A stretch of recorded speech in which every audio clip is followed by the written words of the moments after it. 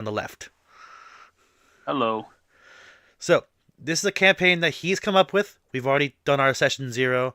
We've made our characters and how they fit into his world. And there's not really much else to explain other than a few new faces.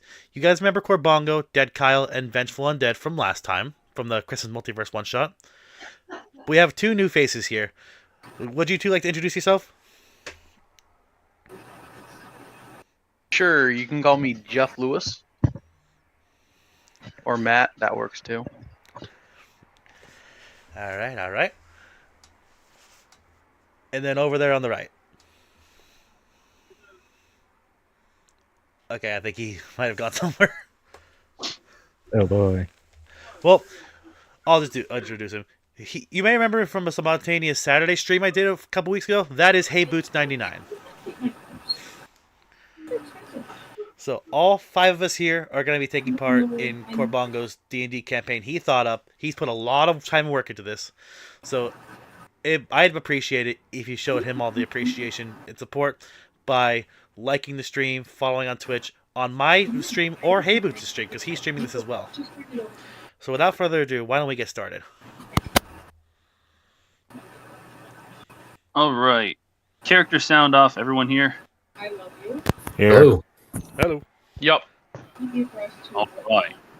You want us to say like our character? Or... Never mind. Yes, I was about to say. Let's start off by everyone introducing your characters really quickly. Alright, who do you want to go first? Why don't you go first? Alright, well, I am a Lightfoot halfling by the name of Alton Copperkettle. I forgot what my specs are, so I'm not looking at my page right now, but I am playing a homebrew subclass, so it's kind of similar to what we did with the Christmas Multiverse one-shot, but I'm playing a warlock with a patron known as the Kringle. All right. Boots, you want to go second?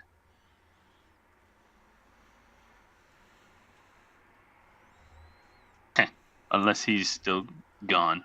In that He case, is dead. He is dead! He's dead and we haven't even fought the first enemy. Man, Kyle, level you 1. want to What pick? level 1 does to someone? Facts. Sure, I'll go next. I'm Kyle. I'm going to be playing Fairman the Giant, a male Goliath paladin. Giovanni. I am playing Giovanni, who is a Threadborn rogue, and he's a very weak boy. He has -2 strength. That's meta. You don't tell anybody that. Sorry. He's very weak. Jeff Lewis, you want to introduce yourself? Yeah, I'll be playing Gilgamesh. He's a half-orc zealot barbarian, and well, he knows what he's doing, so don't worry about it. Boots, are you back? Either he's deafened himself or he's just genuinely gone. He has died. Imagine if he actually did, though, and we're just making jokes about it. That would be Yeah, insane. that'd be a bummer. That would be awful. That would be That- awful, it but talk would about be. content. Talk about I saw content. his thing light up a little bit. Yeah, I've seen it light up a few times now. Oh no, is he having microphone trouble? And The worst thing. A streamer's worst And nightmare. Microphone if trouble. you are still with us, just send Blink us twice. belong over. Send us a belong.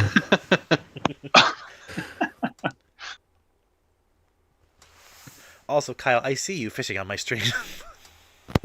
I couldn't help it. Hold on. I have no mouth and I must fish. You got a ways to go. Like a viewer of mine, Timmy, he's my most recent follower on Twitch. He has worked his way up to second place in the leaderboard, just behind Gyroid. Oh, He what passed am I you. gonna get? What am I gonna get? Where is this leaderboard located? You hit exclamation point lead, I think. Success. What did I get? You got A coffee cup. Yes.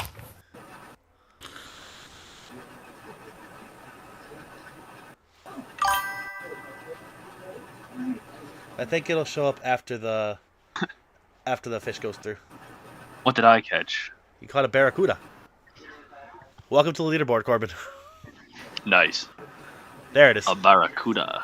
That was a pathetic barracuda.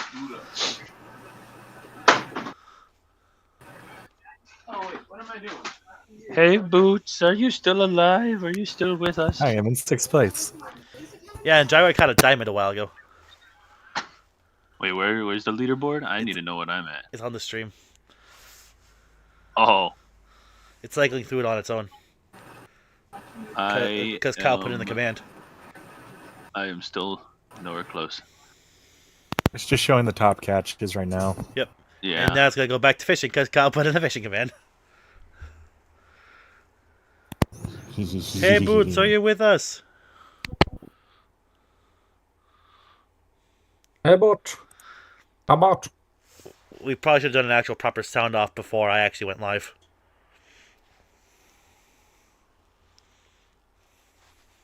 $88 gold on Oahu.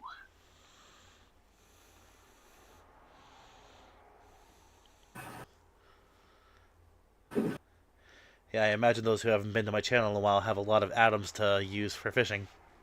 Yeah, me. I am blowing through them. Yeah, I can see that. Somebody- Psyched you guys out. It's not a D&D stream, it's a fishing stream. You'll have to check. Fish! Because Ben is just non-available right now. Random stream where everyone is just fishing and everyone's talking. I mean, this does give us a chance for icebreaker, you know? Before we actually start the campaign. I guess it does. Yep, free for all Got it, fishing. Scooter. I Thank rolled God. to attack the Scooter. ice. To Wow. break the ice. What'd All you right, roll? what's your attack roll?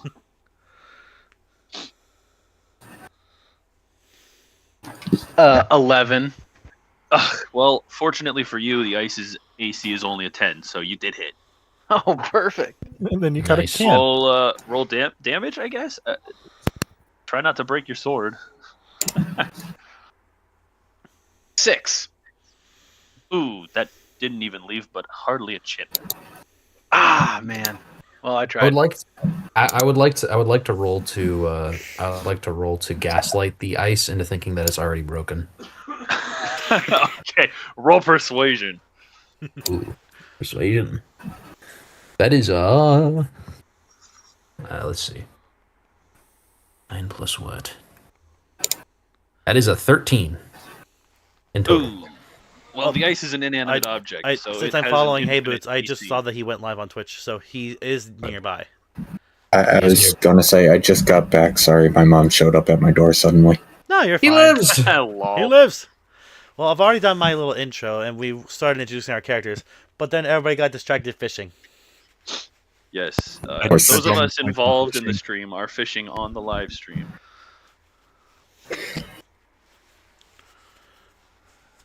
Of course, I can't fish on my own channel. Poor you. Fish. Poor Adam. Well, I don't need to fish. I'm the one in charge of the pond. Wow. Okay. You got a fish fillet burger. I think that is my second one. This guy's catching all the McFish. Fish. Fish. Wait, what are they? It's not a McFish. What do they call it? Filet-O-fish. That's what it is. Or if you could Oh, go for Burger let's King, see. big fish. True. A clownfish, just like you. Oh, Hello. Adam, I knocked. If you want. Oh, hang on. I gotta actually open Chrome for that. That way we can Oh, yeah, That sorry. way we have to share. No, you're fine. It's not your. It's not. Let me just open up Chrome, because this computer should be able to actually be able to handle it. Okay. Twitch. And that way we can do the shared chat. Nimbochromis. What kind of a fish is that? Accept. Enough fine. No microphone. There we go. Ooh, Share chat shit, is that on. Started. That way, Maybe. we both have access to the chat. And now I caught a pickle. He got Nice. a pickle. Pickle. Pickle. Pickle, pickle.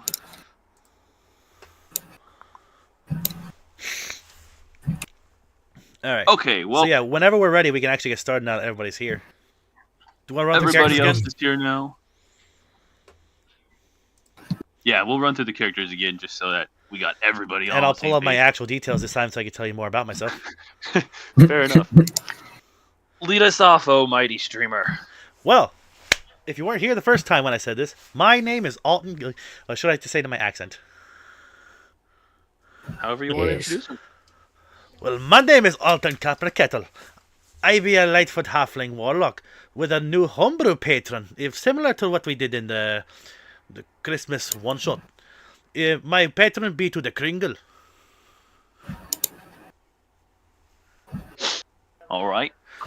I'm We'll a, go with I'm a Lightfoot Halfling male, brown hair, tan skin, green eyes, standing at 4'7", age 24. Anyway, that's all. not gonna lie, I don't even know what you look like. That's a failure on my part. But yeah, that's me. All right. Who wants to go next?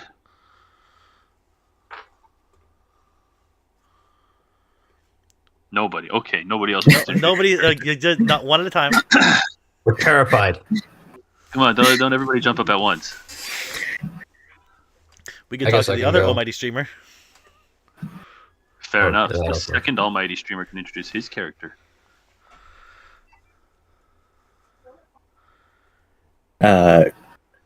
Name is Ward. I'm a druid shifter. You could call me small if you were a giant, standing at a short 7 foot 1 inches tall, weighing in a little over 300 pounds. Yes, every door is my worst enemy as I walk into them. I know that feeling.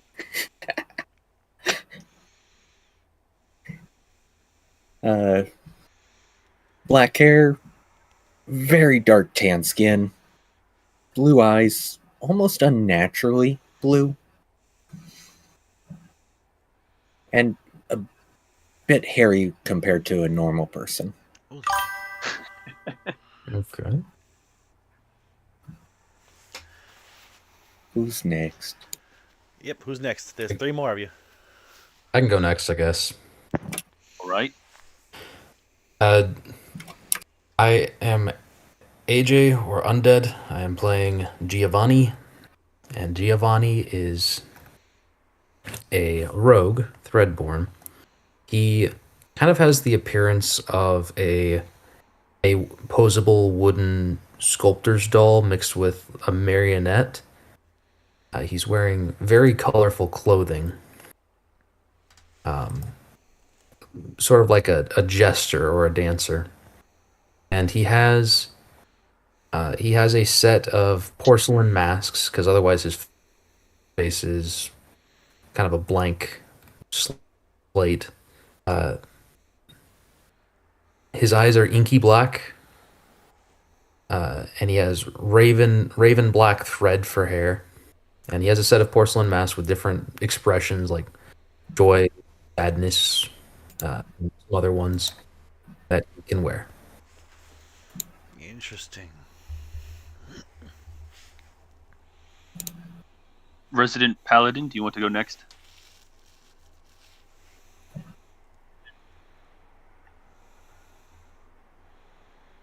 Don't jump up all at once. Or does our Barbarian want to go next? Oh, I guess I will go next. I'm playing Gilgamesh, son of Elithresh and Seraphel. You've probably heard of him. He carries around a absolutely massive greatsword that he got from his ancestors. So, green skin, gold eyes, 6'2", you know, the works. So, yep, that's him, half orc. And last but not least, Paladin. Hello, I am Kyle. I am playing Fairman the Giant, a Goliath Paladin. He is 7'3" with yellow eyes and stone gray skin. And he has some markings on his face from battle. Even though despite being only 35, being a paladin for maybe about 4 years, he has seen some fights. All right. Well, with our party now in order, you all find yourself standing in the center of the busy town of Waymead.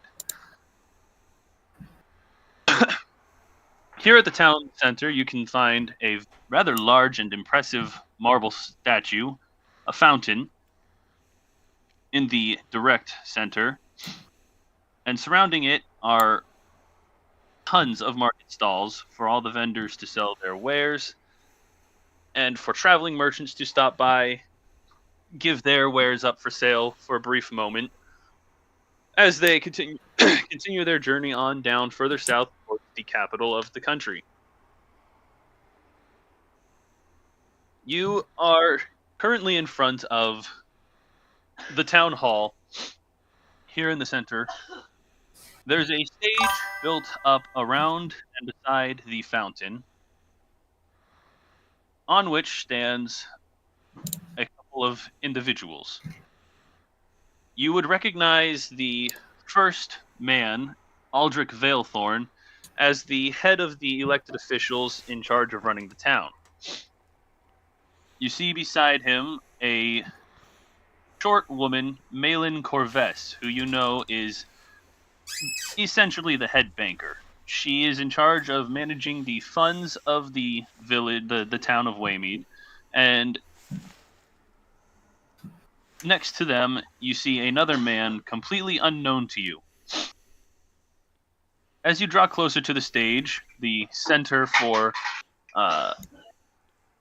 basically the place where all the town meetings happen, with a couple of billboards with recent information posted up on it, you hear Aldrich is searching for a party, a group of adventurers who is willing to travel north to the Northern Wall. The Northern Wall is a border built to defend this village of Waymead and its highway that runs right through it from north to south. It is built at a point where the two mountains that surround Waymead's valley come a little bit closer together, and it was built as a first line of defense as the town was still very small back in its early days. You hear mentioned by Aldrich that he's looking for a group of individuals to make a journey to the wall to escort a very important merchant back down into town. Malin Corvess explains that he is looking to start trade deals with the flourishing mead revenue of Waymead, and wants to take barrels and barrels of the mead down into the capital to sell it, giving coin to the town and spreading their coveted mead throughout the country.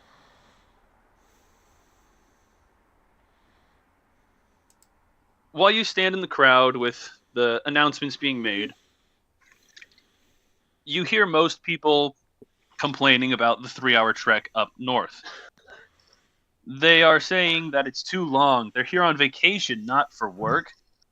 Some of them say that they need to leave within an hour to continue their own travels further south or further north. And several people are simply just saying they just don't have the desire to travel for 3 hours. Aldrich even offers them 3 days' wages for any adventurers willing to make the trip. You hear he is requesting for 7 volunteers, and so far he only has 1. With the crowd murmuring around you, disputing who should go, who shouldn't go, why they can't go, The man on stage steps forwards. And you see that he is very peppy, ready to go for this adventure, as he calls it. He has very pale skin and looks like he is never in the sun for very long. You see on his arm a patch with a book and a moon, and you know this patch signifies he is aligned with the head librarian, with the magistrate in charge of religion and in charge of keeping track of the histories.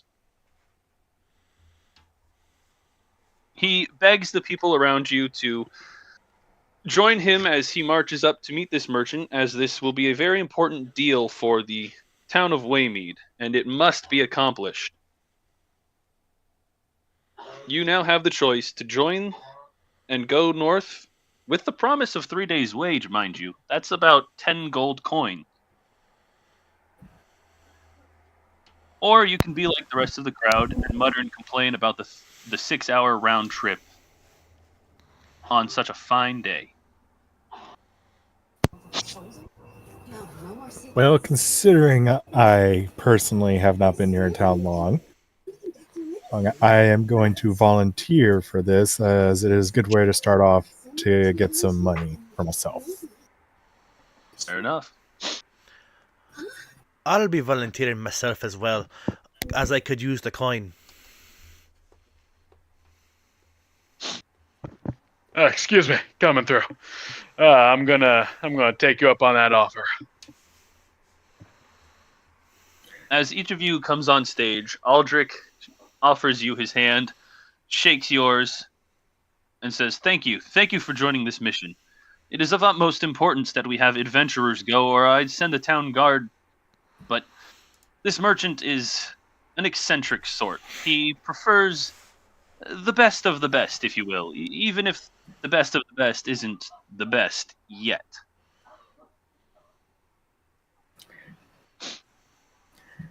I'll volunteer. Excellent. What is that? We've got 5 now? Is there at least one more? Excuse me. Have you any need of my assistance? Well, are you an adventurer? I believe I can help. Fine by me. All are welcome, so long as they bear the adventurer's title, even if it is self-granted.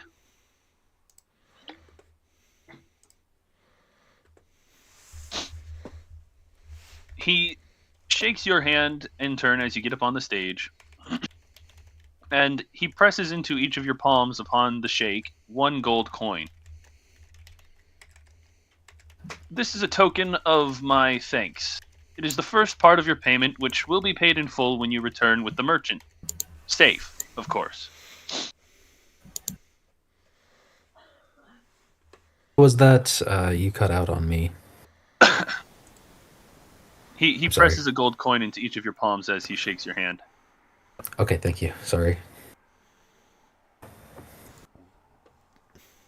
A down payment for your services, if you will. I give him an appreciative nod and pocket the gold. Wait, how much did you say it was, so I can add to my sheet? 1 gold for now. Just 1 gold. Okay, that works. The other 9 will come later. Yep.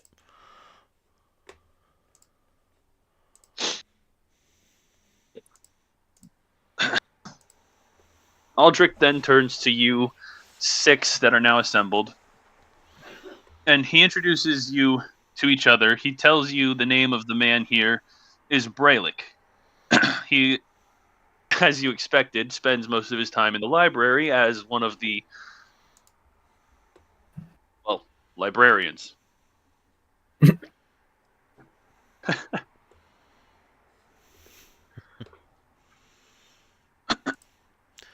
Well, this will be an eventful adventure. Malin steps up and begins to explain the situation.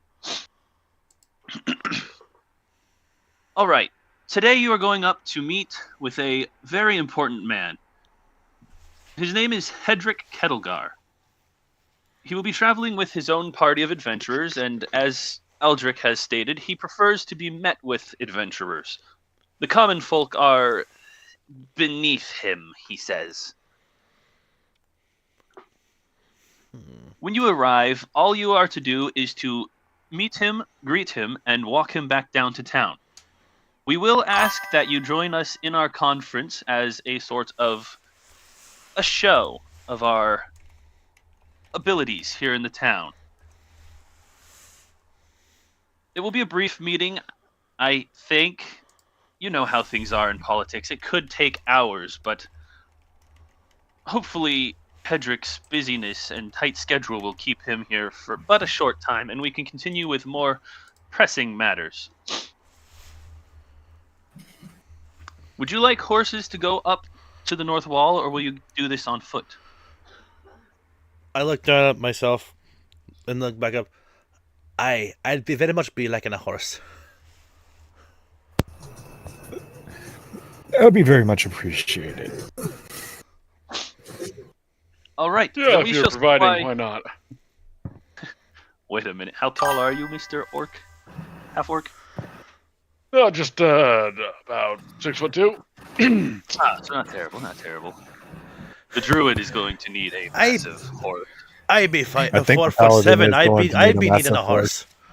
Fair enough. You are a giant. I am 7'2", so come on. All you tall folk Braylick- are all the same.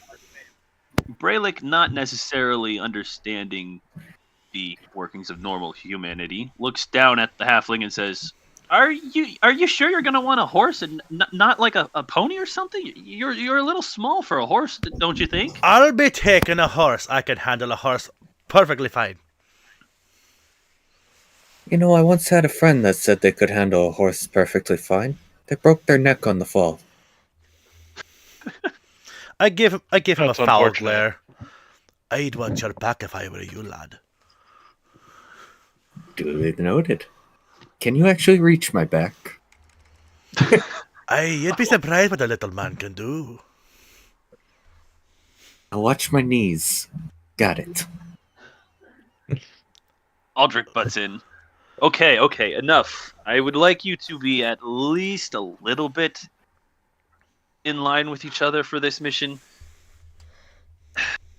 I know it's a lot to ask of you since you are just visitors here, and adventurers don't tend to make their dwellings permanent in any town, but please, for the sake of our livelihood, make a good show for Hedrick. He then nods to a couple of individuals off stage who head off to the stables behind the town halls to fetch 6 horses. 2 especially tall horses for the Goliath. 3 especially tall horses for the Goliath, the druid, and the halfling. The horses are paraded out to the stall or to the stage. And you all mount up, except for the halfling, who can't reach the stirrups. I'd like to roll athletics. Thank you very much. All right, go for it. But yeah, First roll roll like of the some hope there, little buddy. First roll of the stream, lads. Here we go.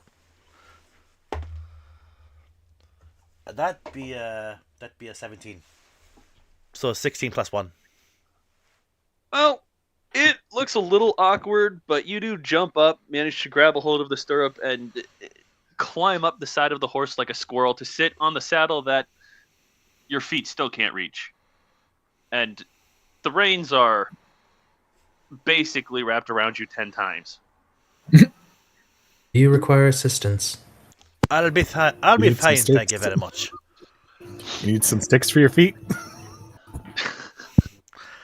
I That can was pretty see impressive. I can see what the. I don't know what word I was going to use. Careful. I don't want to You're say vibe straining. because that would be no. I don't want to say vibe because that doesn't fit the setting. I can see what the atmosphere of the adventurers is going to be. Braylick seems exceptionally pleased with himself, as if he was a little bit involved in getting you a gigantic horse.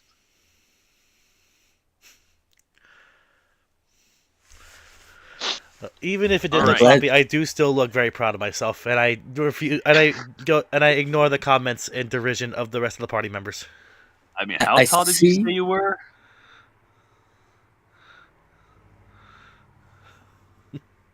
Halfling? What was that?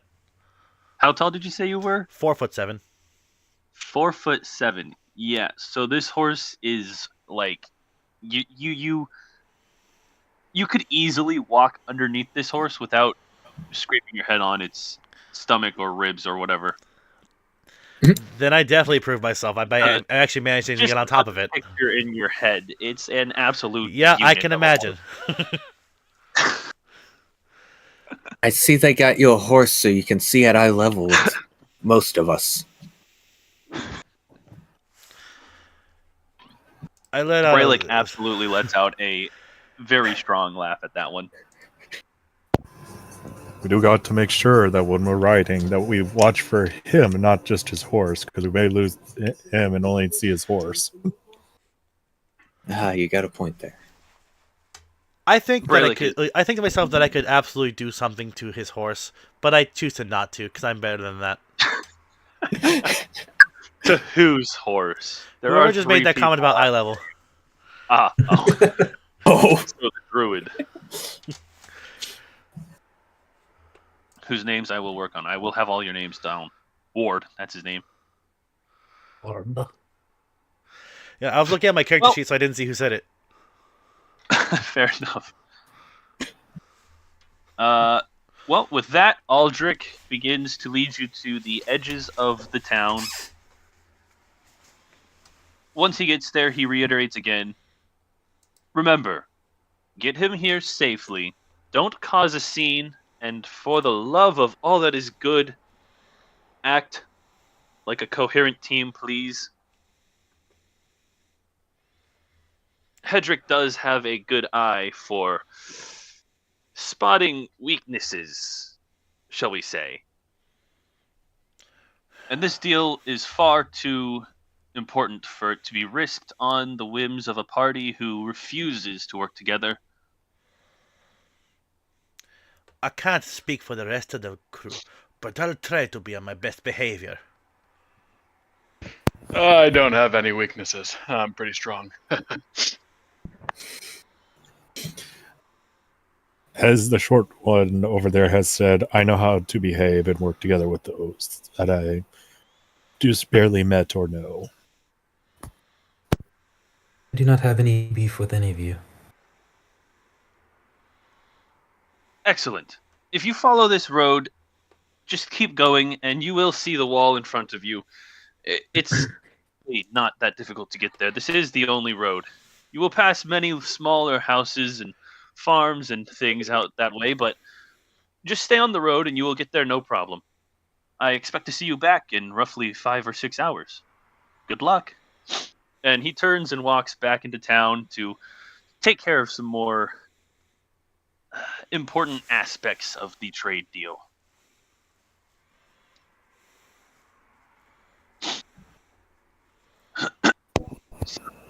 You all step out into the open road between the mountains.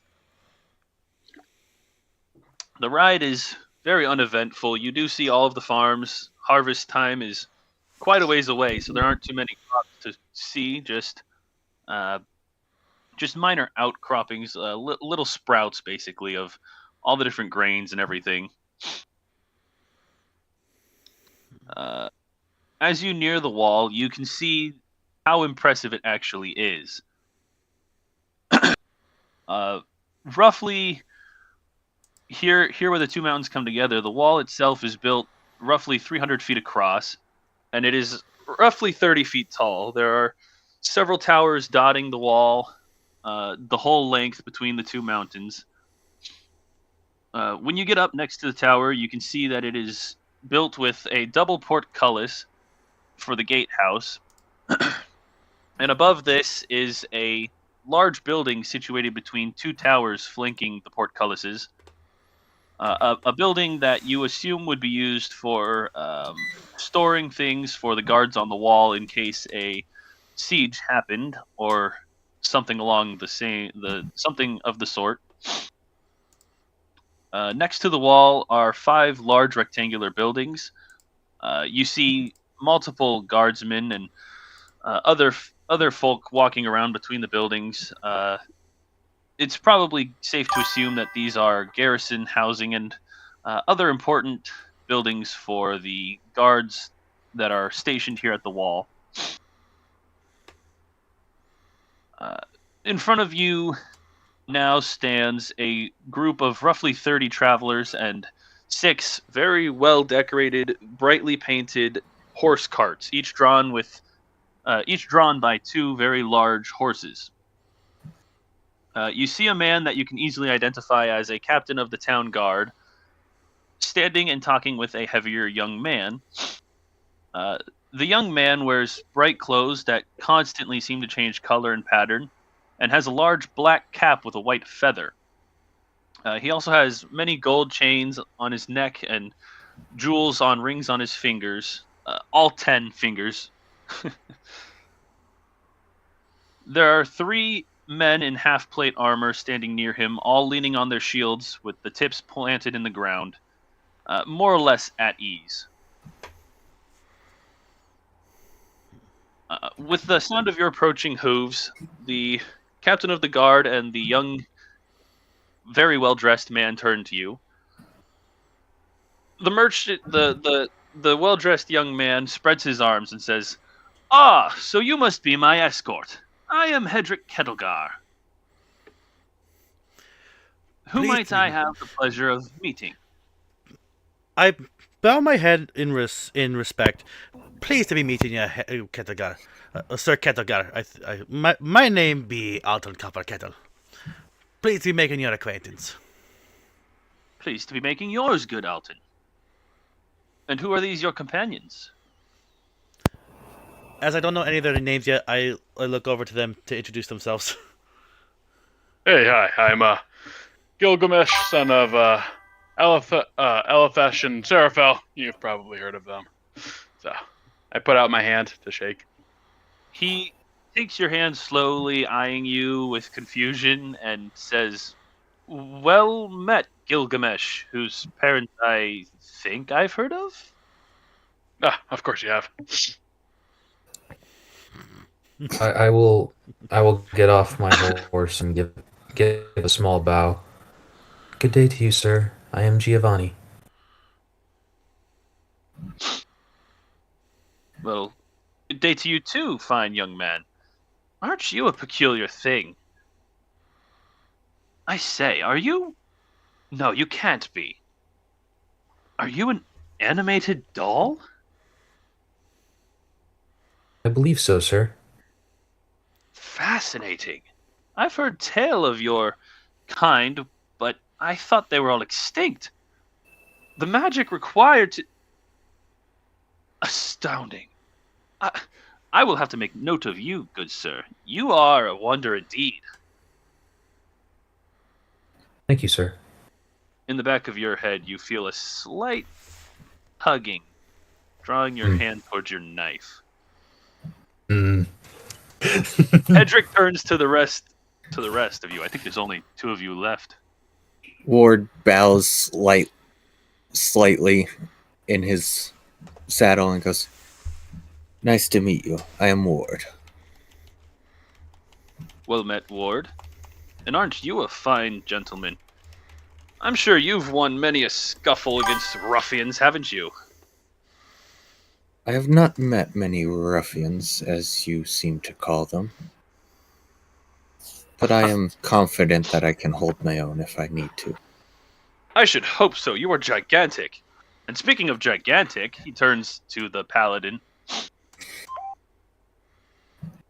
I get off my horse and I greet him and I say, "Good sir, I am Fairman. And as you have probably surmised, we are the group that has been sent by Waymead for you. Waymead, sorry." Salute. I saw my cat. I saw my cat. My brain went one way. Relatable. Relatable.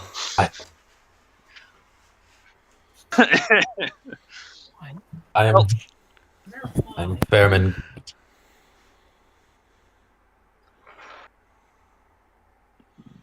Excuse me. Hedrick gives a small bow and says, "Well met, fellows.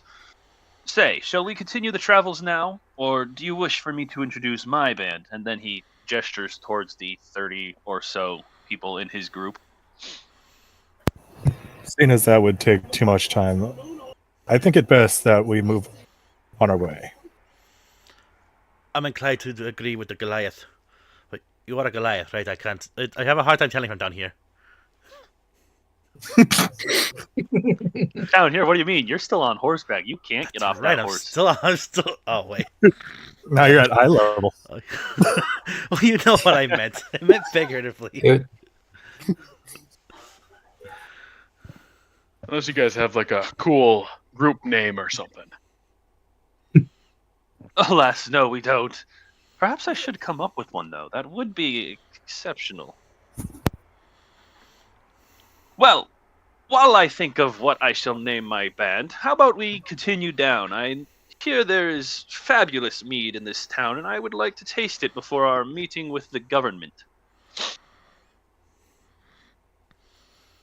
Oh yeah, it's great. So I give him another subtle nod and say, "Your wish be our command." Excellent, then lead on, oh brave little one. Atop a I very choose to mighty steed. ignore that what I think should be an aside, but didn't sound like it, so I choose to ignore it. if I can, I would like to offer Hedrick my horse, and I'm going to subtly make a head count of his entourage. All right, roll a perception check really quickly. Okay, Second roll of the stream. let's go. Wow. Nice. Oh boy. That is an 8. That is an 18 plus 2, so a dirty 20. Holy cow. Ooh. Yes, you can see that there are exactly 33 men in total. The 6 wagons, which I've already mentioned. 12 horses. The merchant himself. And as far as you can see, that's everybody, unless there's more people in the carts, but they look like they are more for transporting goods than people. Okay. As gaudy as these carts might be, anyway. I offer him my horse, and yeah, I do that. Hedrick bows slightly. "Well, thank you, kind sir, but I do have 6 wagons I can ride on, and I think I shall do that. You need not sacrifice your own horse and your own speed for my sake." That Very may well. be true, but which would you rather be tired? Your legs from riding the horse, or your butt from sitting in a cart? I think you underestimate the amount of padding I sit upon. You underestimate the size of my butt. Like, Alton's just in Hey, disbelief now. at the conversation happening right now. His clothing shifts to a stormy pattern as he stands there listening to this and thinking to himself, "Are they mocking me? I think they're mocking me. What kind of adventurers did this town send to fetch me and bring me down into town?" hey, that's a pretty cool trick there. What is? That shifting clothing thing. Oh, my glamour weave. Yes, yes, yes. It was very expensive, very rare too. Although I do have a few shirts left in my chests in my wagon here, if you were so inclined to buy a fancy shirt for yourself as well. Oh, cool. How much? 10 gold. Oh. Maybe some other time. That's a bit I was pricey about for to me say, right now. I believe the glamour will be mighty rare. Am I not mistaken? Indeed it is. I've got my particular glamour weave from a place far in the north. I was going to say, so it might not be wise to be spending all my gold in one place. As much as I'd love a set of glamour weave myself, I am a little short on coin. Well, I mean, I won't stop you from giving me your gold. No, I must exercise restraint, but I thank you for your offer regardless. Fair enough. Perhaps another day. And he taps his nose and turns to go and get back onto his wagon seat. Lead on, my new friends. We have a meeting to attend and mead to drink. And with that, I begin to turn my horse around. Hold on, cracking my back. We are escorting him back to the town we came from, right? Si, senor. Okay, that's just what I wanted to make sure of before I was embarrassed going the wrong way. Yeah, you start walking back out of town, out the gate, all the way back, keeping going north.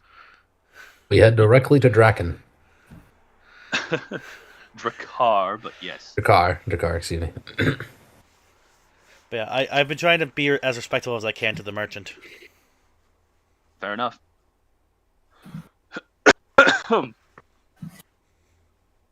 Well, I suppose as you guys begin making your way back to the village, you begin to slightly sense a little bit of hostility, but it's not like something you can feel. It's kind of a vague sense that maybe someone near you is not the best. Someone And near as you- us? Someone near you. And as you question why you feel this strange tug in your gut, you begin to hear words whispered in your head at first, slowly getting louder, until it sounds like someone right next to you is speaking to you. The words are dripping with hatred and malice, and the babblings come from who knows what source, to be honest. As you look around, you don't see anyone's mouths moving as these words fill your heads. These filthy Kess. I hate them. I will make them bleed for their warmongerings.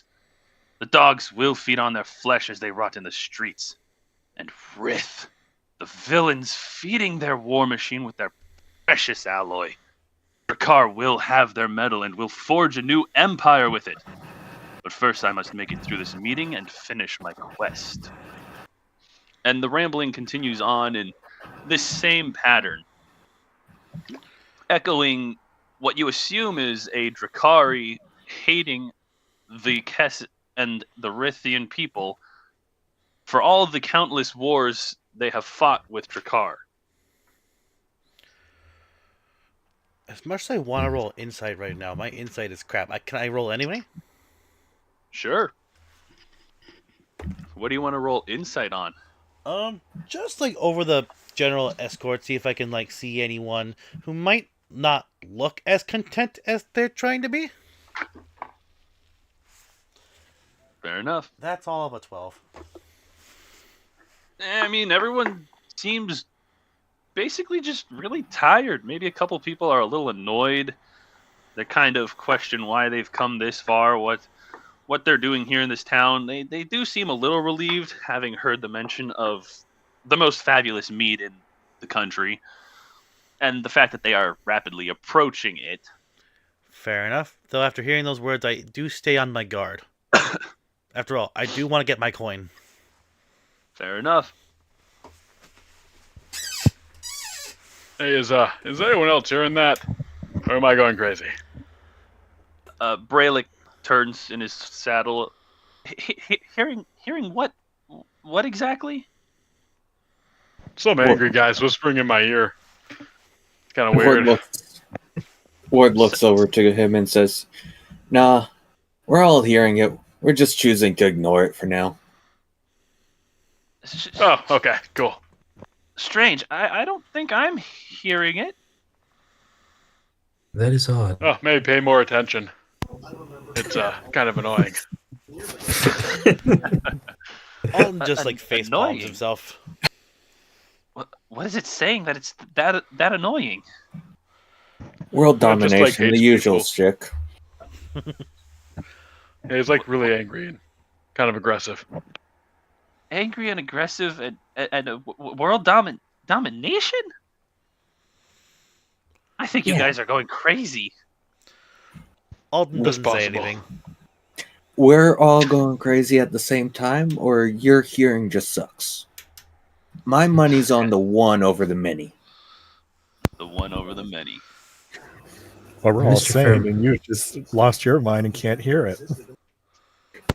Well, I mean, normally not hearing weird voices in your head is a sign of, being mentally stable. He Or- makes a good unless- point. Oh, sure. I've heard of mass hallucinations before, just never experienced one before. So this is kind of It is weird. it is a very specific thing. It seems to be some kind of Drakkar nationalist, perhaps. Yeah. Weren't those mass hallucinations that happened caused by like a cult or something, like the cult of the Lamb, I think. I don't know, maybe, but they happened. I think. At least I was told so. So you never know. Interesting. I'll try to keep my ears. Should I be hearing with my ears? I mean, I don't hear with my eyes normally. I do not know if I have You ears. said it sounded like it was coming from next to us, right? Not from in our heads. Well, yes and no. It definitely sounded like it was coming from next to you, but like I said, you couldn't see or notice anyone talking, especially since it came from right next to you, and you six? Yeah, you six are all huddled together with the merchant's 6 wagons and men all marching behind you. Fair enough. I was just trying to see like if it was like anything mental or not. So I'll still choose to ignore it for now, but still be on my guard. Fair enough. Mr. Well- Fairman. Oh, sorry. No, go ahead. I was gonna, Mr. Fairman. Do you get any sense of what may be causing this?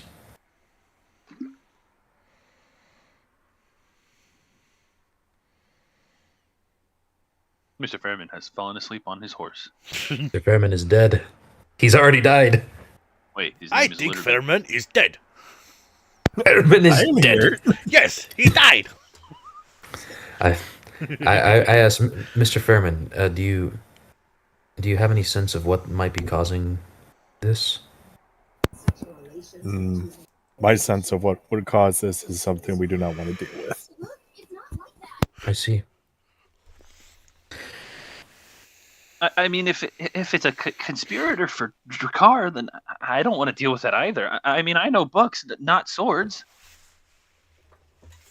Don't worry. Okay, so it's I no got good. you if anything happens. So somehow I don't feel very comforted about that. I turned around to give the what was his name again? The merchant. Who? Oh, the merchant, Edric. Edric. I turn around and give him a look of like solidarity, like I'll be on my guard. He kind of looks at you, looks away, looks back at you, seeing the stare, and kind of gives you a quizzical expression as he tilts his head a little bit to the side. He's I'm more so trying to convey like I know what they're talking about, but I'm not entirely sure I buy into it. But I'm still on my guard. his clothing projects a bunch of question marks into the air. Of course. That's awesome. And they all out of existence as they appear.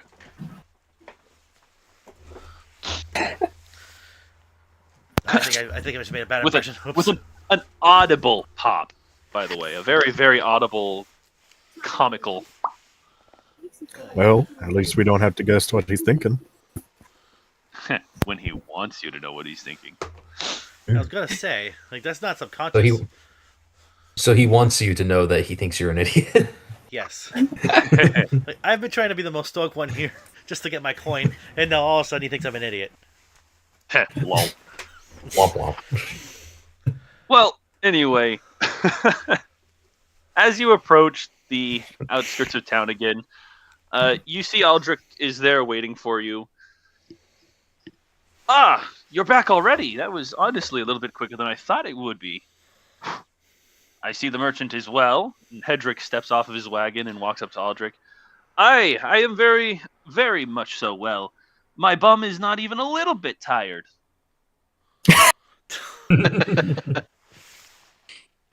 Anyways, where's the nearest mead hall? I should like to sample your fine selection before we go to the meeting. I like to have these important discussions while I'm a little bit looser and happier. And his clothing projects a very sunny sky and calming wind-swept grass.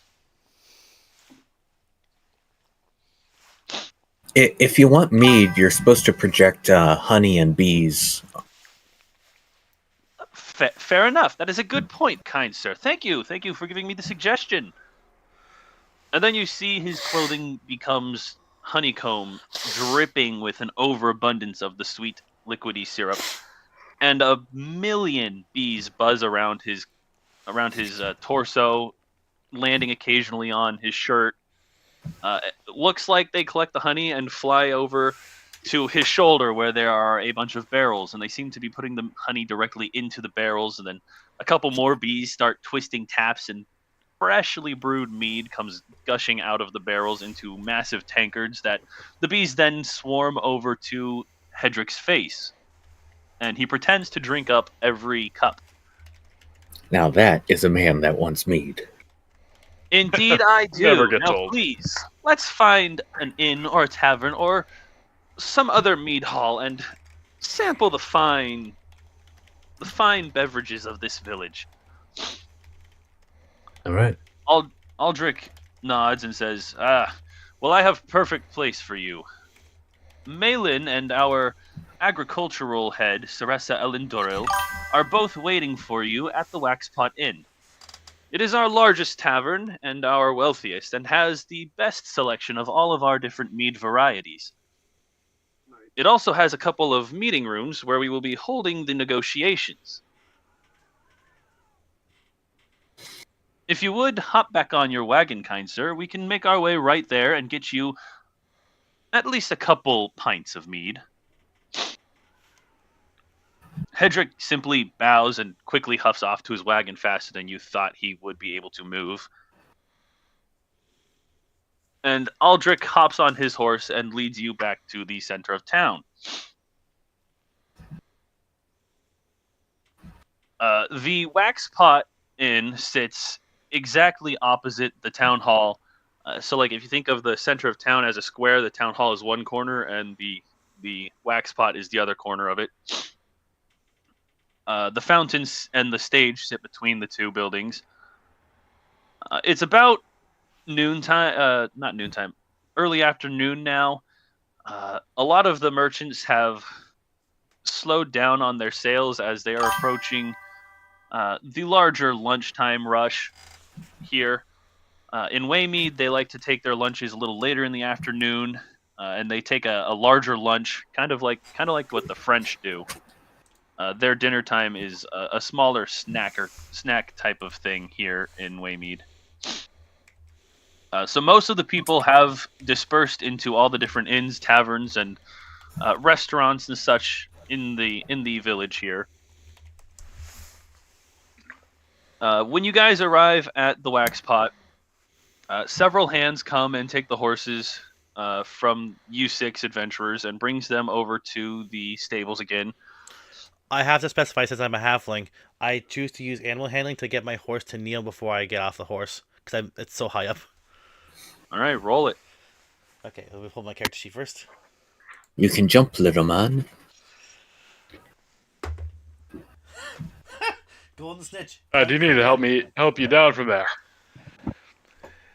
Gold snitch comes through again. Nat frickin' 20. Heck Aye, yeah. aye. Now tell me, high or low? Oh, Wait, what? Tell me, high or low? High? All right. Yeah, you figure out the command to get the horse to kneel rather quickly, and it drops down instantly, almost rolls onto its side, kind of dispensing you of sorts, but not violently throwing you, just kind of being like a little bit of a, here you go, little one. And it does it so gracefully that I managed to land on my feet. And then it stands right back up and basically walks itself back to the stable. pathing has come into play. Wait, which one of you is the druid? Ward. Boots. That would be me. You see, Ah, druids don't need to worry about animal handling to get off a horse. We use it for more sophisticated things. You guys are just great with animals. Something, right? Yeah, something. Go.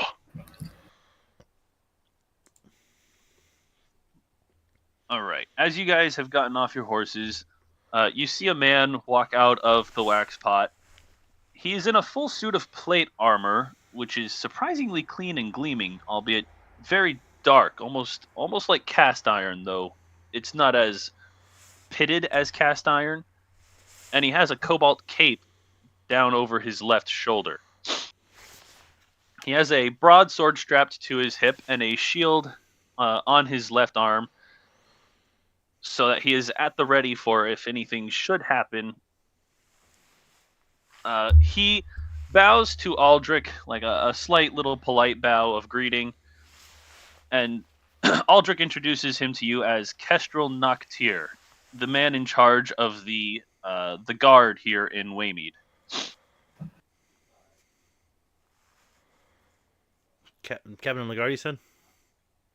Kestrel Noctir, captain of the guard, yes. Okay, I gotcha. Just making sure I knew Basically captain whether of to the bow guard. or not. Technically, he's not captain of the guard. He's kind of like... Is he more like a I sheriff? don't know.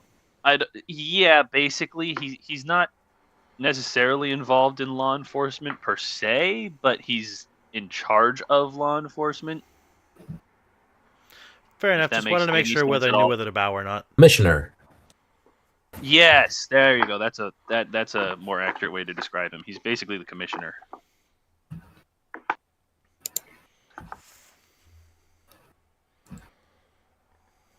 As you guys head inside, following Aldrich, Kestrel nods, and a detachment of 3 of the guard joins you. Aldrich explains as you walk through the dining hall section of the wax pot. You see, the rooms we're going to meet in are very small, and there's already a lot of us joining in, with you 6 and the 3 of us town magistrates, and then the merchant Hedrick and his group of 10 who will be joining us in the meeting as well.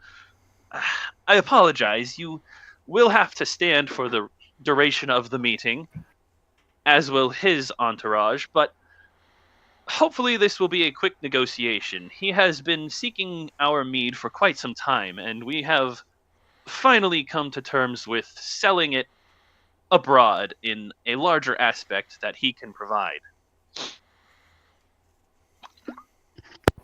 Mhm. And as I mentioned, he is a very eccentric man, as you can tell. He nods towards Hedrick, who has already gone to the bar and downed 1 pint and has gotten his second in hand, ready Dang. to chug. His clothing shows a warm golden liquid around the hems of his pants, halfway up to his knees, and the rest of it looks like clear glass, which is strange given the fact that he is inside of his clothes and not showing through the now invisible glamour weave. He drinks the second tankard, and you see the mead flows just above his knees now, almost like he's reflecting in his clothing his desire to overindulge and definitely be incapable of having a meeting. Oh, boy. I could see where this Aldrich Or- walks over to him, unless one of you 2 wants to do it. Or, To tell Ward's going to look over at our halfling friend and go, I bet you can't outdrink him. Oh no. Wait, Mhm. me? Oh no! Yep. You want me to try to outdrink? Have you seen how I motioned I to how am- tall I am? I am putting money that you are incapable of outdrinking him. Ooh. Oh, lad, you did not just say I couldn't do it. I definitely did, unless you want to prove me wrong. Please don't, gentlemen. We do have a meeting. I would like it if you didn't antagonize him. May I roll put wisdom to 5 try to gold see on if I it. should? Because I absolutely want to now, out of character, but I know we have a meeting Oh, to get to. You can do whatever you want. I'm rolling wisdom to see, like, I'm letting the dice decide this one. All right, you'll beat my random roll. That was just straight? Yeah. Okay, that's Well, 12. you make a wisdom check. Oh, I'm wisdom. just gonna Wisdom roll it. check, okay. Yeah, I'm just gonna That's roll still a all of D20. 12, because I have nothing in wisdom. Well, I put You're going 5 drinking. gold that you can't. I guess I'm going... well, lads, I guess I'm going drinking. Well, you don't have to convince me. I'm always down for a pint. I They, walk over. come in I pints? it comes in pints. Now, a pint your size or a pint his size? A pint's a unit of measurement, or at least that's what I've been Size. told. Anyway, I walked over to the. Where is he at? Was he like a bar of some sort? he's over at the bar. Yes. I walk over to the bar, hop up on a stool, and order a pint of mead. Like, would you like a place of wager, lad? Now on his third pint, he looks down at. Well, I mean, you are on a stool. He is standing, so he looks across at you at eye level now. Ah, so I see you are a man of culture as well, drinking before an important meeting to loosen up a bit, huh? Indeed. I decided to roll with what he said. I do enjoy me a good pint before any negotiations. So tell you what, I bet you can't outdrink me. And what is the price of this wager? I placed down 5 gold on the table. Ooh, 5 gold. Well, I am so confident I'll place one of my Glamour Weave shirts against that 5 gold. I outstretched my hand in a gesture of good nature, hoping for a shake. He raises his tankard, downs it, slams it on the table, and then slaps your hand with the most perfect dap up you've ever had. Heck yeah!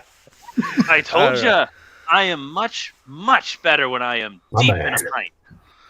All right, I downed my first pint. Do I need to roll anything like Constitution or anything? Yes, roll a con check. Con check. Let's do this. Or save. I guess a save would work better. Make You more just sense. Either way, it's still a +1. All right, I rolled a 17. Fair enough. Yeah, you feel a little bit of something, but it's not too much. This is light duty. Even though it was a pint, it's still light duty.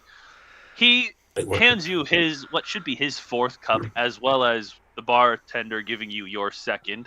So you now have 2 more in front of you. Catch up, little one. I am already 3 in, and you have just finished your 1st. I downed them both. He kind of stops mid-sentence and just like looks at you in utter disbelief of how in the world did he that was insane. That was the fastest chug I've ever seen. But then he says, well, I see we actually have a challenge. Now make another Constitution saving throw with disadvantage since you just chugged 2. Disadvantage. Okay. Okay. So that's and then that's Okay, so this is like a 15 after the modifier. Fair enough. Wow. Fair enough. I will tell you now, it's going to be a higher DC for your next one. Uh-oh. And Hedrick then takes 2 pints and chugs them in rapid succession. Oh no. So I what's he heard at the now? Like dice roll. 7? No, he's only at 5. Okay. So I'm at 3, he's at 5. After finishing Yeah, the that's third one, amazing. he lets out a loud belch and kind of sways a little bit on his feet, rests his hand on the bar real quick, and says, whew, maybe I'm starting to feel a little bit of something. Shall we have another round, bartender? How full does his coat can, look? like, my speech is starting to slur a little bit. I can drink to that. His clothing looks like the mead has gotten to his waist at this point. Halfling might be in trouble. He's only halfway full in the. Oh, I did warn you that I am quite small. keep Well, keep it's in your mind, turn. Ward was betting against you. I know. So He even is for now you, at 5, and you are only at 3. You have 2 to catch up. Are 18 you going to drink on my them next bug. both instantly? Are you going to drink them both instantly, or are you going to just drink one and then drink the other Nope, slower? No, I'll drink it both. Okay, did you roll that at disadvantage? Well, I'll now roll a second time.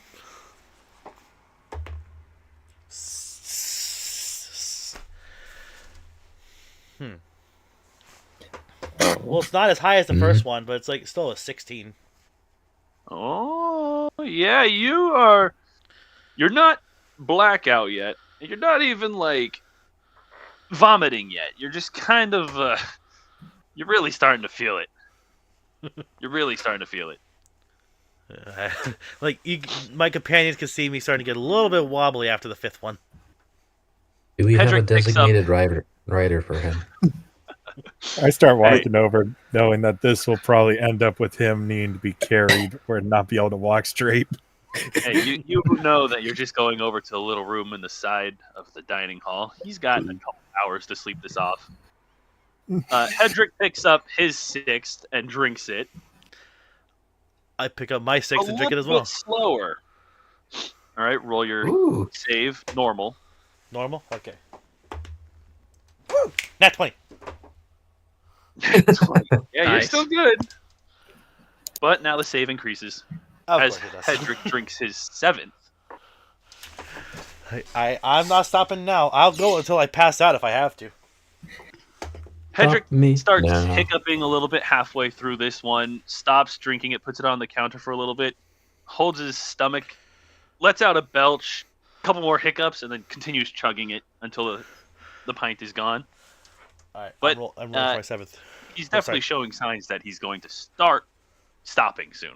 All right, I'm going to roll for my 7th. Here we go. Oh, I dropped my die on the floor. Hang on. Oh boy. Okay, so that is a 15. Had to do the Oof. modifier. Yeah, this one takes you quite a while to finish, being your 7th one at 4 feet tall. Mm-hmm. It's a struggle to get this one down, honestly. Hedrick I goes had a for feeling. his 8th I want to see how this goes first before I attempt my 8th. and downs it as if he hasn't even drank one yet. Ooh, oh no. Oh, yes. He's hit the drunk mode to where it is that he doesn't even feel like he is. From now on, both of you will only be actually after your next drink. I guess I should let you drink your next drink before I punish you. Alright, I'm invoking RNGesus in this one. Come on! Okay, that's a 17. After the modifier. Ooh, you're pretty slow with this one, but it's not terribly slow. In fact, you still finish it, but this was by no means a chug. Mm-hmm. Now you will both be rolling disadvantage on every check. I need to grab a second die, because I've been using one die this whole time. Oh no. Well, on the 9th, Hedrick kind of starts to sway a little bit. Puts the tankard down, has to steady himself on the bar, looks over at you and says, "Well, I'm not sure you're going to win this one," and promptly passes out. So I just have to finish the 9th one without passing out, right? Yep. Okay, come on. Oh no! It's not a nat 1. But it's definitely like a 6. Yeah. Well, I mean, say whatever witty, quippy thing you want to say because you are joining him unconscious. I haven't even begun to.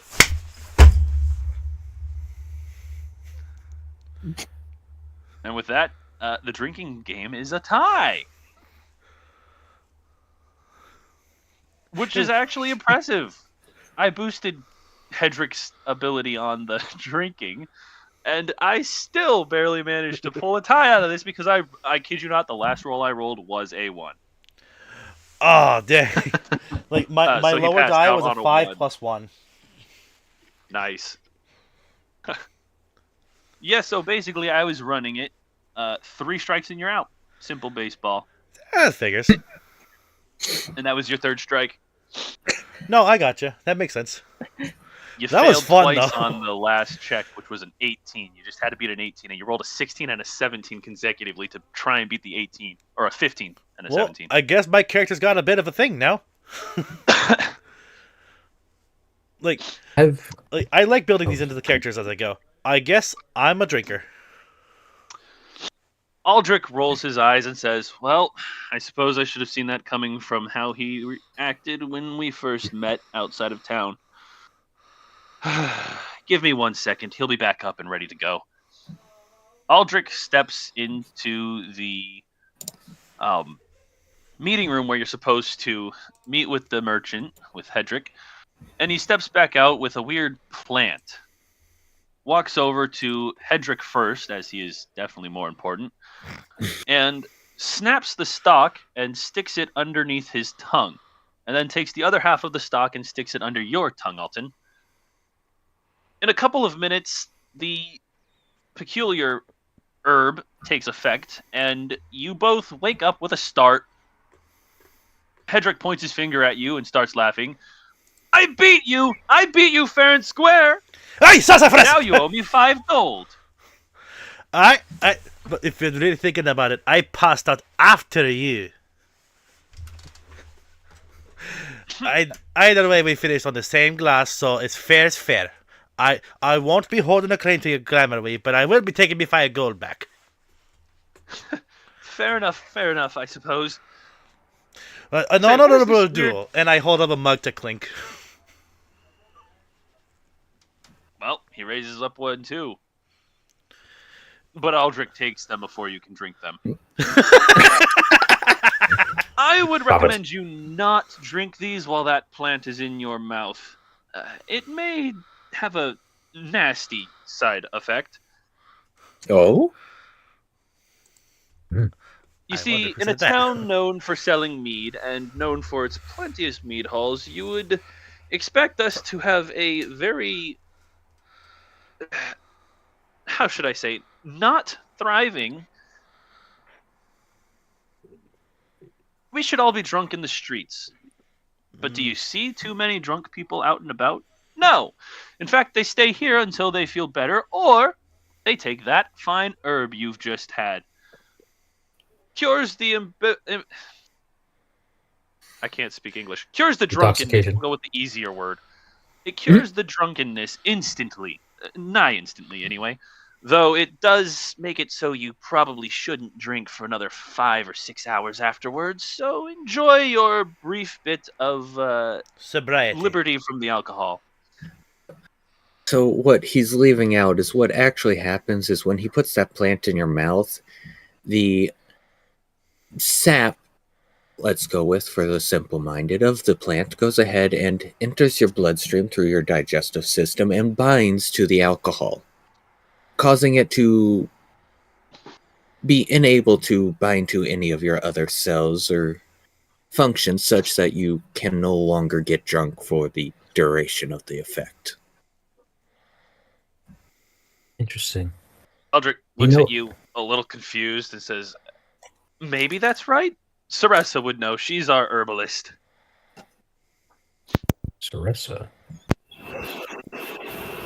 We, Either way, let's I had just fun. say I've studied a similar product that binds with a white candy, nose candy. Fair enough. I'm not entirely sure what you mean. I stand up. don't know and- of candy that goes in your nose. We just put it in our mouths. But whatever floats your boat, I suppose. I stand up and help up. Was it Hendrick again? Yeah, Hedrick. I help up Hedrick as well as I stand up. Well, I had fun. And if you Make a had fun as strength well- check real quick. Oh yeah, okay, hang on. I just pull my character sheet again. Or, no, it's just strength check for now. Oh, wow, okay. Why couldn't that have been my last roll? That is a 19 plus 1. All right, fair enough. You mostly help him to his feet, but as he does stand at least 1.5 feet taller than you, it kind of gets halfway, and then he has to rely on his own legs to lift his massive weight up. Well, I had fun, and as long as ye had fun as well, then I guess there's no harm, no foul. His clothing begins to drip with a very slow, melancholy rain, almost a little depressing. And he says to you, I would say I had fun, except I got so carried away in the game I forgot to taste the meat I was drinking. Now I have to wait 6 hours before I get to sample it. I go mildly slack-jawed. Oh yeah, I wasn't really thinking about that either. Damn. Shame, both of us drank 9 and didn't even taste them. Aye. Good alcohol wasted on a stupid sport. Aye, that be the rub. Well, I suppose it's time for meeting then, and his shirt starts displaying coins, golden coins dropping into a coffer. As barrels of ale are transported on carts above it. Shall we enter the meeting, Aldrich? And Aldrich nods and enters the room, leading the way in. Sitting at the table, you do see the same lady who was on the stage earlier, Maylin, and on her left is an empty chair, presumably for Aldrich, being the head of the council, and on the other side is a half-elf woman, whom you assume is Saressa Elendoril, the aforementioned herbalist, the one in charge of agriculture and storing all of the grains and such for wintertime, and the processes of making and storing the meat as well.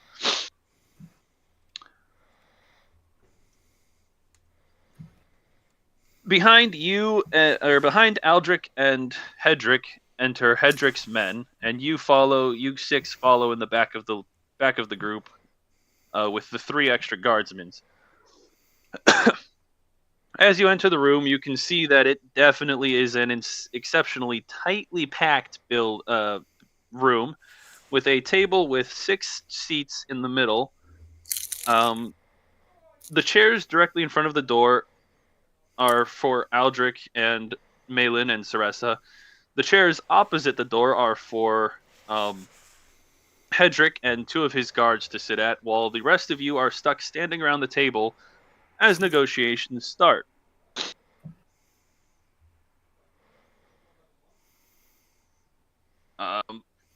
Aldrich begins chatting with Hedrick, discussing the purpose of the meeting, with the bargaining for Hedrick to pay for mead to transport down to the capital to sell. Maylin and Saressa join in, discussing how much mead they can move at a time and what a fair price would be that would make Hedrick happy and feel he is accomplishing something, turning over a profit in this endeavor, as well as granting the town of Waymead a fair price for its very spectacular, though he does not know it yet, very spectacular mead.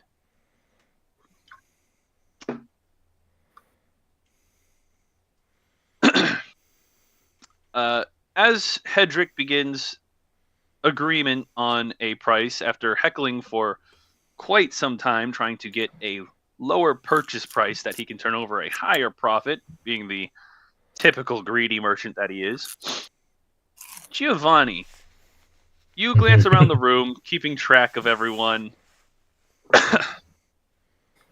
You feel a slight tugging to look over at the merchant.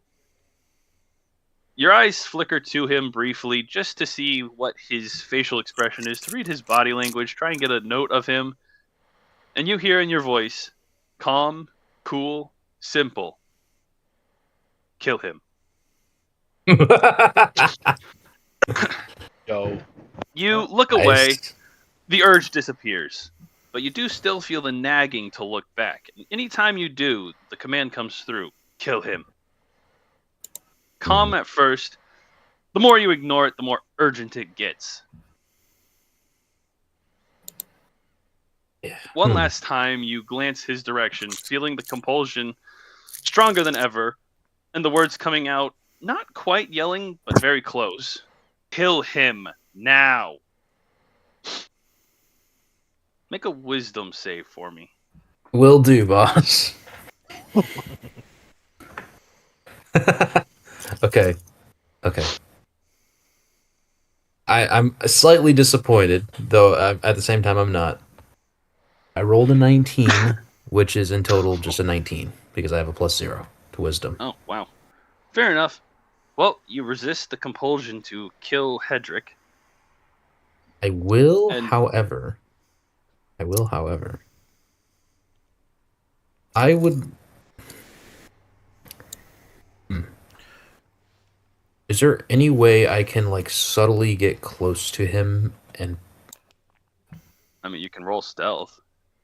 because I'd like to see if he has anything on him, in the sense of like a notes or a journal or something. Yeah, I mean, roll stealth. Never mind. You are small enough you can easily fit under the table or behind chairs, under people's legs, whatever you need. Well, it doesn't matter because I rolled a 4, which is +7, so an 11. That is crazy. Your stealth doesn't work. I bend down, all of my joints creak. Just Everyone looks over. Everyone think stops we need talking to for a minute and lubricate it. looks at you like, what? And then, seemingly as if in agreement of, oh, yeah, he's a doll. That's right. That makes sense. I don't know why I thought that would be so weird that his joints would creak so loudly. I mean, he's made out of wood. Ward, you are the only one who notices Giovanni's hand slowly creep toward his dagger, then creep away, then slowly creep to his dagger, then creep away every time he looks at Hedrick.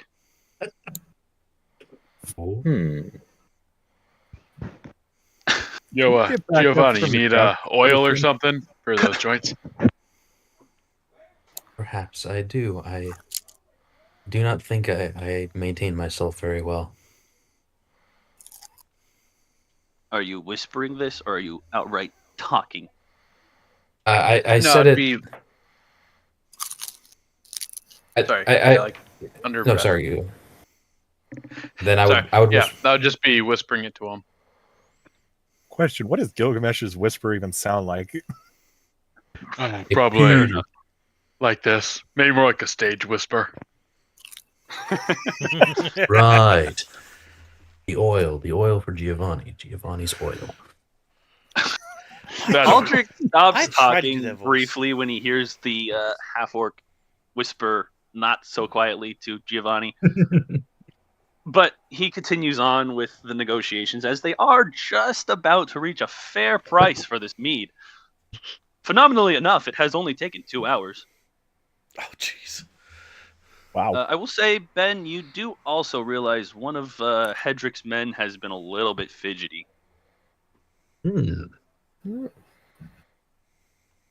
Ward's just going to be keeping an eye on the fidgety one. All right. Well, a couple more minutes pass by, and Hedrick and Aldrich have finally, well, I should say, Hedrick and Aldrich and Malin and Saressa have finally come to a conclusion on a fair price for the mead. Man, I need more water. Or do you need more mead? Fair Sorry, enough. I drank all the mead. Oh, whoa, this is way mead. You underestimate. I me. drank I know. all I'm only joking. I drank all of it. It's all gone. If you looked into it, you would find quite the complex system here to produce tons of gallons of mead every day.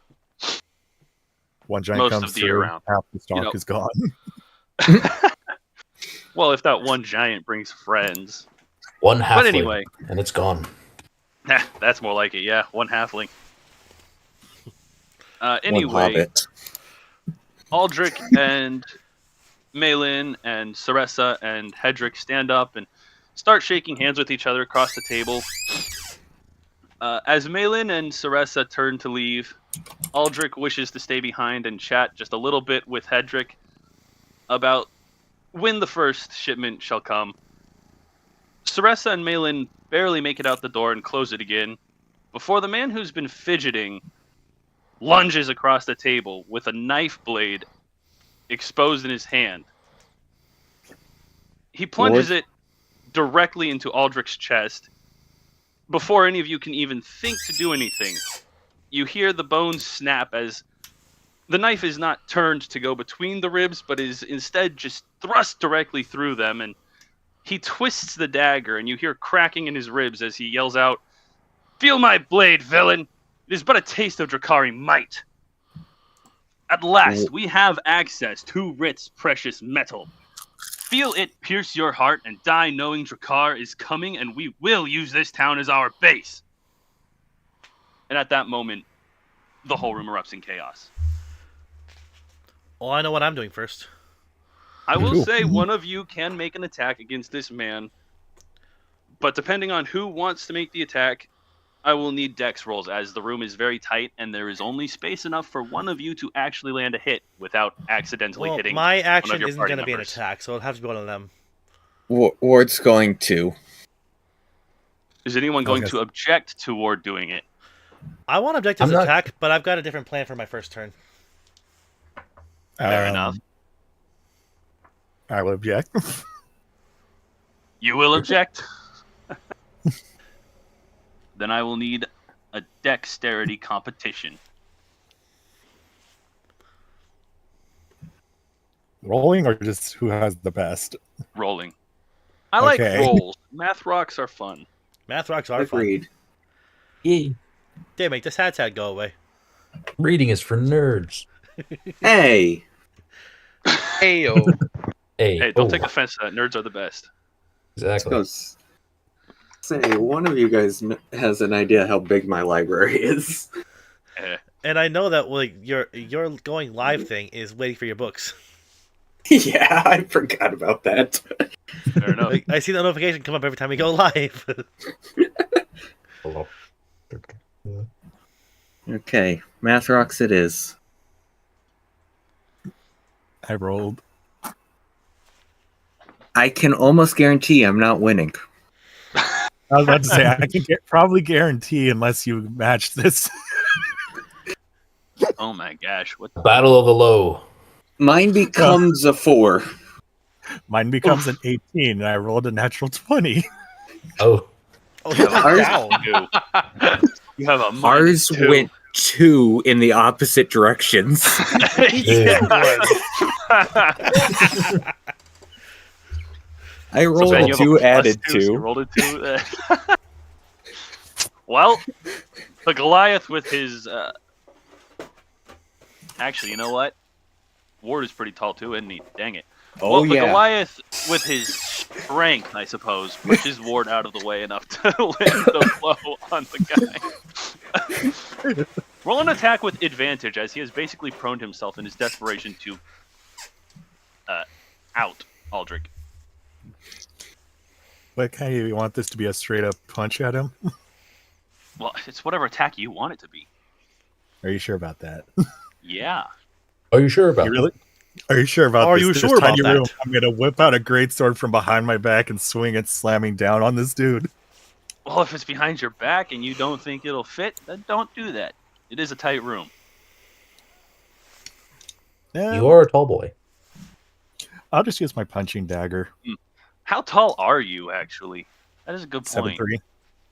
Yeah, you and Ben are both kind of hunched. Yeah, I'll just use the punching dagger. Did I hear that right? Did you say punching dagger? Yes.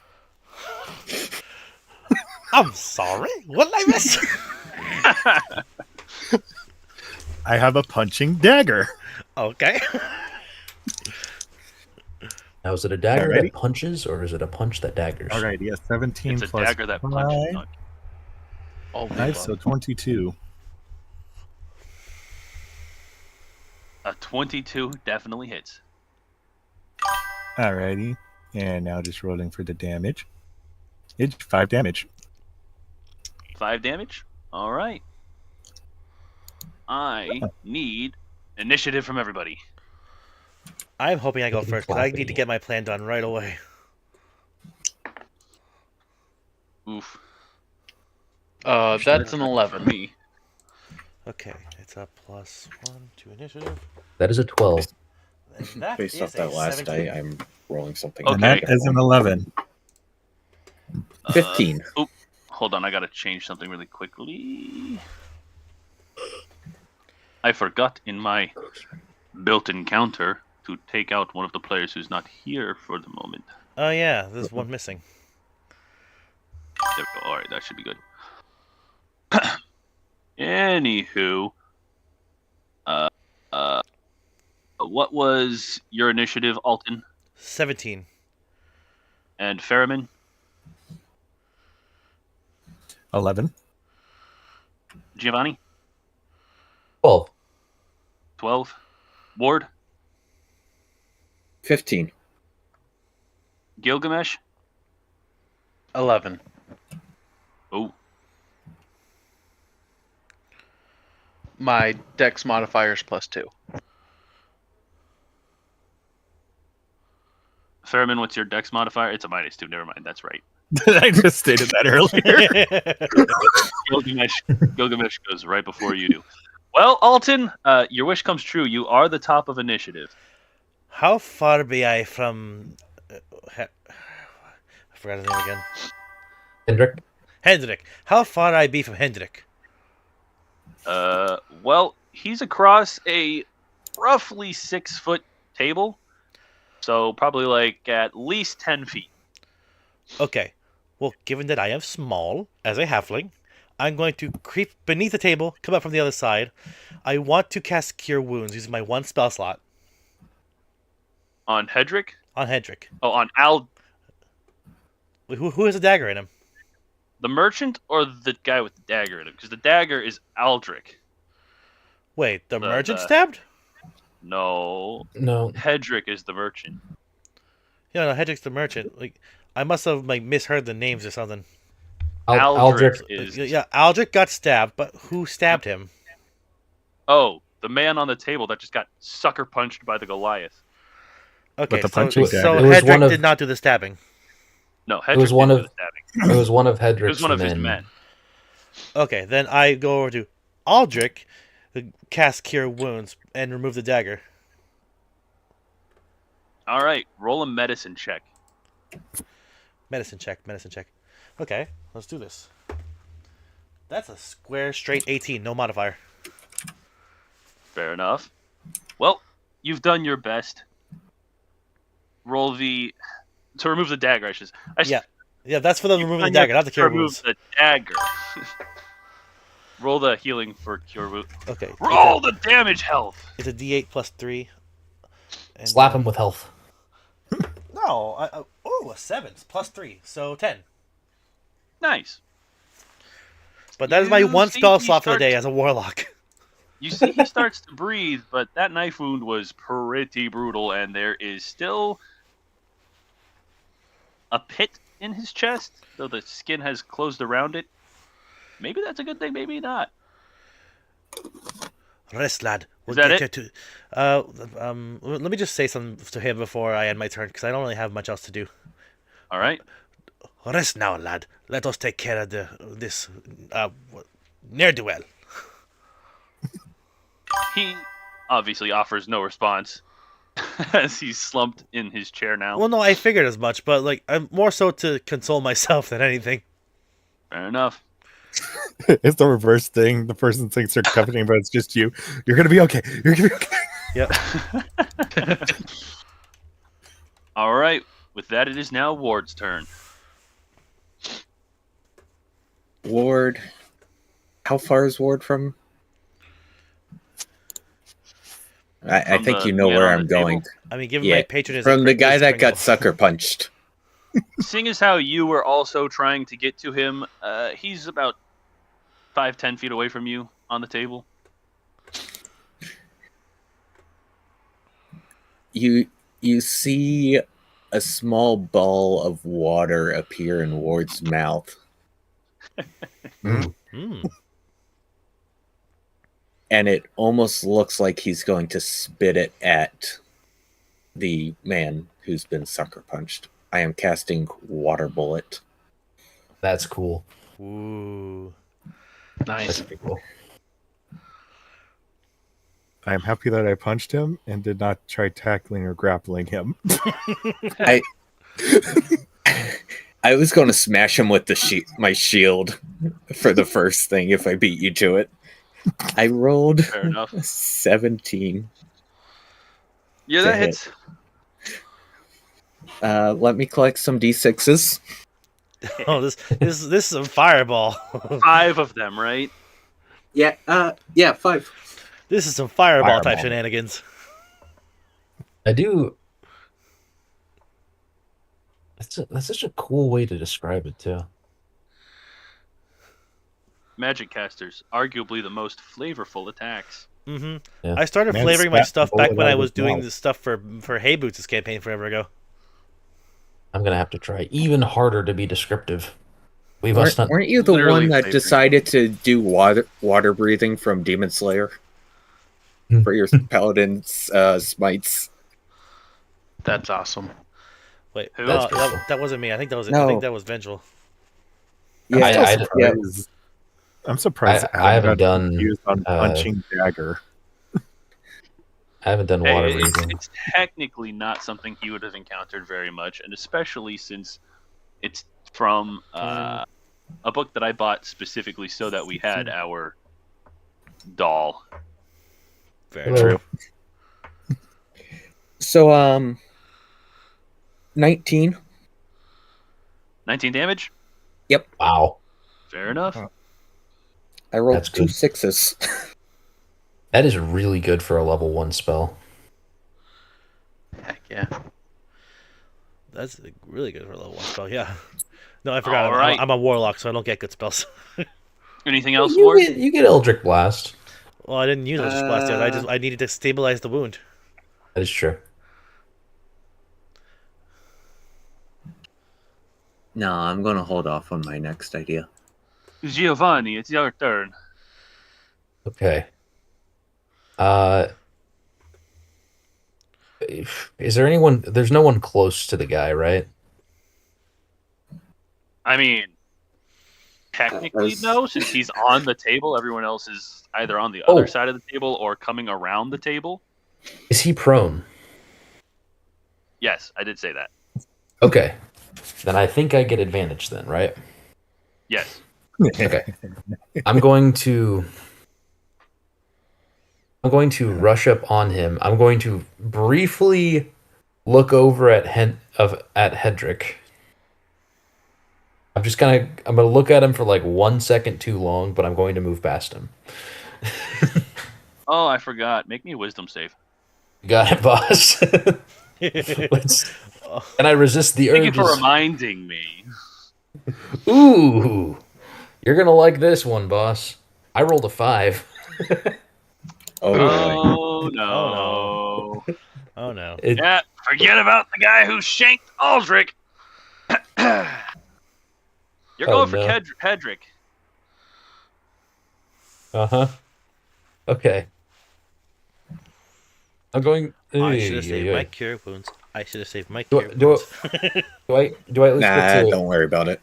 Do I get to decide how I attack him? With malice.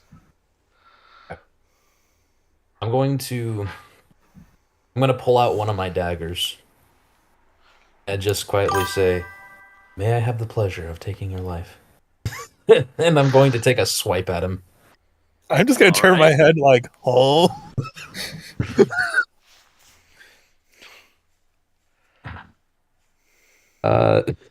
Lucky for him, I am bad. Because I just rolled a 7 plus 5. So that's an 11. Wow. He is a merchant, though, so I don't know what his AC It doesn't is. hit. Uh, You're shy. I now look very stupid, and also I'm like, well, okay. So that is Well- my action. And do I have anything I can do with my bonus action? I don't think I have any. I'm assuming, yeah. There's nothing I can really do with my bonus action. All right. Well, if that's it for you, it's on to Gilgamesh. Okay, would I have seen Giovanni attempt to assassinate the merchant? I mean, he had to You pull know? the exact same thing as the guy that shanked Aldrich. So yes, you saw him jump on the table, run across like Chucky flailing a knife about to shank this guy, and then completely miss. Like, dude's saw me- 2 inches away, and he just swipes far right. I have a question. Did I swing so bad that it almost looks like I was trying to hit the other guy? A little bit, almost. It almost looks like it was aimed at Hedrick's guy beside him in the chair. Yeah, the other guy. The one guy is across the table now, but Either way, it looks like he was swinging at potential innocents. yes. Okay. You can't tell per I- se if he was intending to kill Hedrick or not. I'm just gonna try to like. Okay, my plan was to Feel free like, to attack me. grapple Like, I have Giovanni, nothing. like to try to like. Hey, chill out, man. That's the wrong guy. Yeah, I would like to try to restrain Giovanni. Fair enough. Was that opposed strength checks? Yeah, usually like athletics versus athletics or dexterity. Do I need to Um, roll to try? Do I need to make like an unarmed strike in order to make the first? Yeah. Okay. I don't normally grapple. Well, that's going to be 13. 7 plus 6. You say you attacked me with that was a 13. Yep. Yeah. My AC is a 14. Okay. So I just say, "Hey, that's the wrong guy," and try to grapple you and fail. A lot of failures. Yep. So we're doing grapples is against their AC. I think so. Or- And then it's Technically, its grapple is against his strength or dex, their choice Yeah, saving throw. The target Okay. must succeed a strength or dexterity saving throw. Okay, equal then- to 8 plus strength modifier and proficiency of the assailant. Okay, so wait a minute. So whatever So your I- strength is. whatever my strength is. No. Or For you, it's dexterity. strength or dexterity. For To determine the DC, it's mine Gilgamesh is would strength. be Gilgamesh, 14 that's or a 4 plus 7, so 11. It would just be If we're doing equals strength. 8 plus your strength plus did your you add proficiency. 8? Because 8 plus strength plus proficiency. Oh, 8 plus strength. Plus So it's not a Strength roll. modifier. Nope. 8 plus strength modifier Okay. plus proficiency. Okay. Oh, in that case, it's 14. Okay. Then in that case, if it's then it would be my 8 plus my dex plus my No, You roll. No, just 8 you plus roll. dex. Oh, Just I a roll. dex. Okay. A dex You check. roll Or a saving throw. Dex saving throw. dex or strength saving throw, whichever you want. And since you're a rogue, probably dex. Probably dex, especially since my strength is a -2. He's a weak boy. Yeah, definitely choose your your dex. strength. Then. It's your choice. I'm You've got I'm the going power, to- Andrew. well. I rolled a 10, so Oh, nice. I don't beat it. He grapples my.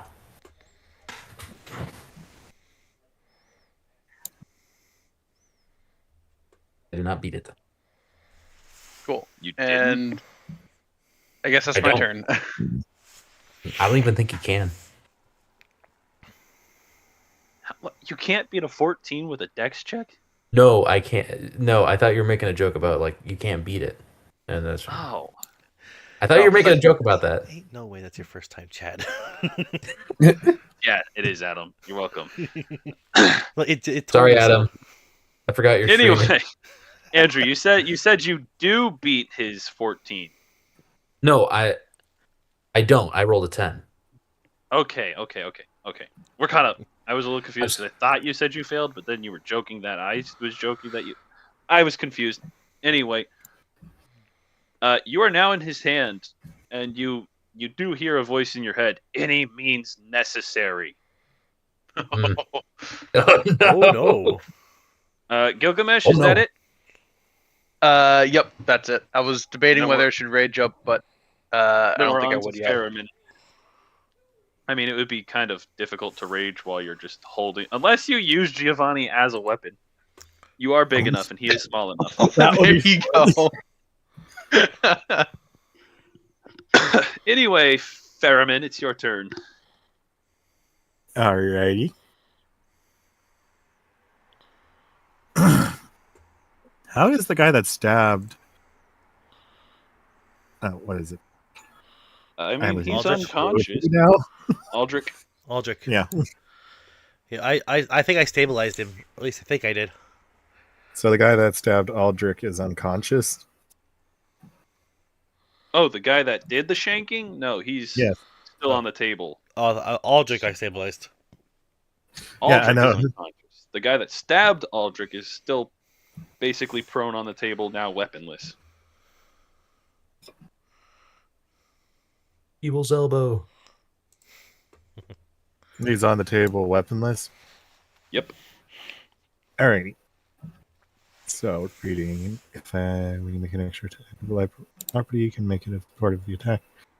Alrighty, so and light weapons, if I remember correctly.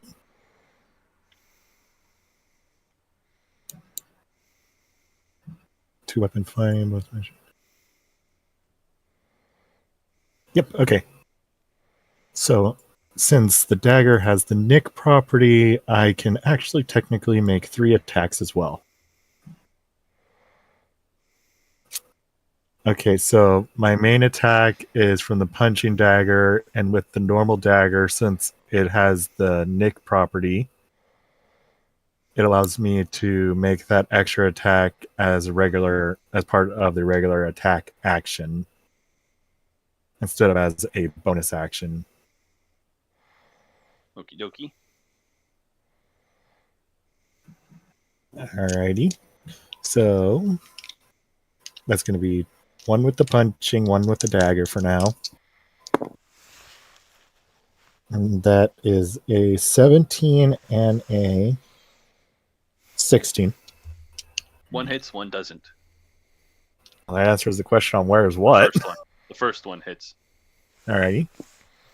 Damage from the punching is 6.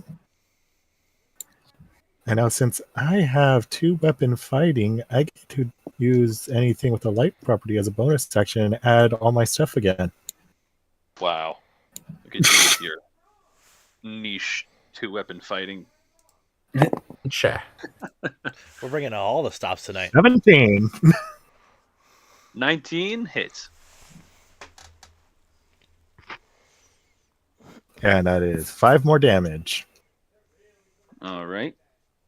I can either hit hard with the greatsword or punch multiple times and slash with the knife and the punching dagger. Yeah, I mean, this guy's looking pretty beat up. I mean, you've been wailing on him so much.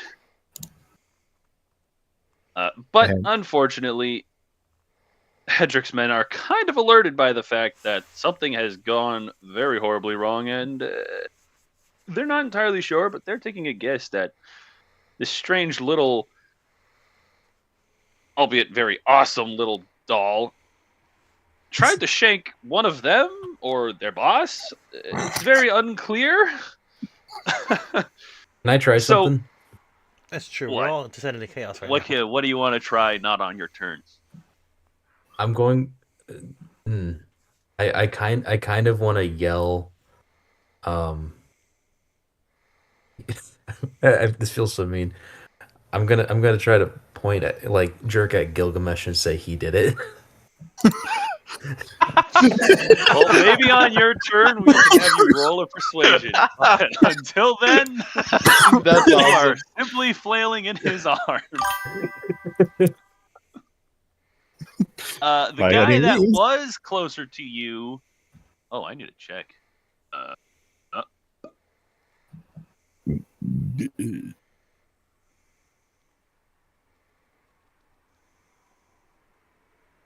Oy, oy, oy.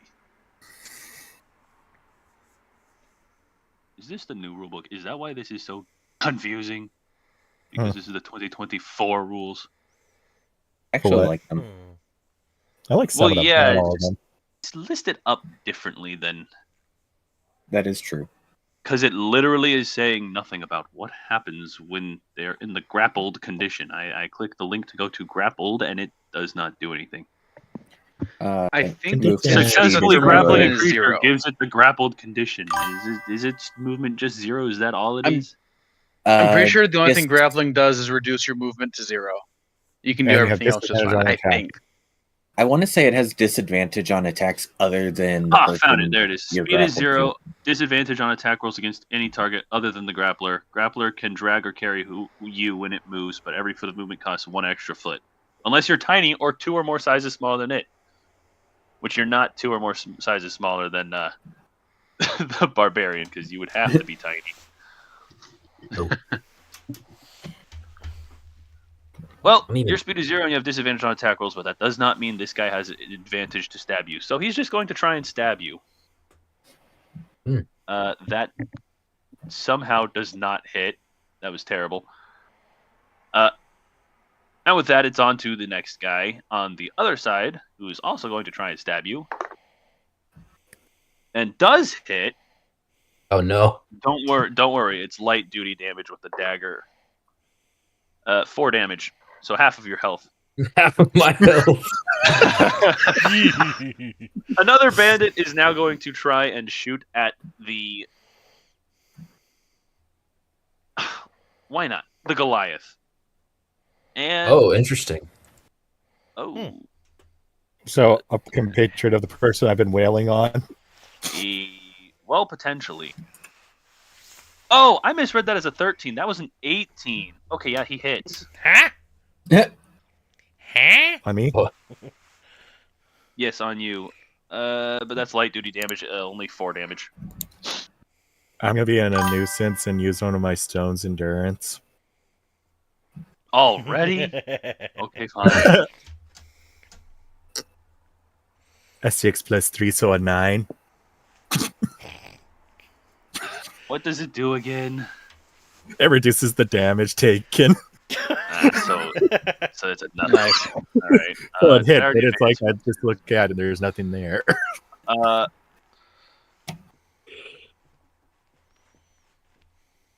Well, this bandit's going to shoot at Ward, I guess. Bandit. I don't know why I called him a bandit. I forgot I'm just using a bandit stat block because I was too lazy to make an actual stat block for Hedrick's guards. I mean, to be fair, they're guards. Don't think a 12 hits. No, it does not. Okay, the next guard is going to come across the table towards not Faramir, Gilgamesh. I will remember your name eventually. Oh my gosh! I am so sorry, Gilgamesh, but that was a nat 20. Oh, no. I should have raged. Oh yes. No. Don't worry, that was the most pathetic roll yet. no. Even with a nat Okay, 20, cool. he only dealt no. 2 extra damage on you as opposed to the other 2, so you took 6 damage. Okay. So you also only lost half. And then the last guy is going to go around the table towards... Actually, Alton, you're kind of on the table? Well, kind Or of. are you under the table? I'm more under / near the chairs, but I don't think I'm in a really threatening position. Like, are they coming after me? I was trying to decide that. I have a picture in my head of how you guys are roughly standing at this point, given the line of attacks. Question: Yeah. could they even see him clearly? Considering me and the one guy That's- are I'm talking about a a shot? I'm a halfling and I'm Table also or not. crouching.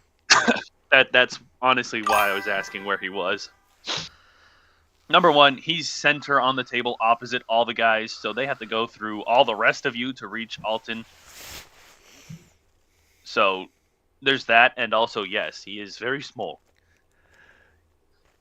Speaking from experience It with has a short fiancé, It is they becoming are very increasingly hard to- obvious, lads. Very hard to see I when can they're deny it no outside. longer. I'm small. So if that's the case. who am I thinking is where? This guy's here, this guy's here, this guy's here, this guy's here, this guy's here. Unfortunately, it's going to come around the table after the Goliath. Sorry, we don't have a visual map. All you guys watching the stream, we'll have one maybe in future streams, but for now, this is what we get: a theater of the mind. Yeah, that misses on the giant. So it's back to the top of initiative as the 6 guards to match the 6 adventurers. I forgot the word there for a second. Alton, it's back to 6 you on now. 5. Well, So, yes, but so what do that's I because see Rayleigh has isn't happened fighting. now that I've stabilized Aldrich? Chaos. That's the best I could tell you. The dudes lunged across the table, shanked Aldrich. You ripped the dagger out of Aldrich and stabilized him. But you heard more than saw, since you're below table height. Mhm.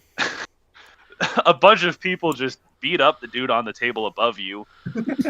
You've heard From the top rope, boom. You've heard creaking as the not so well oiled jointed rogue crossed the table and then got picked up by the Goliath with shouts from the rogue.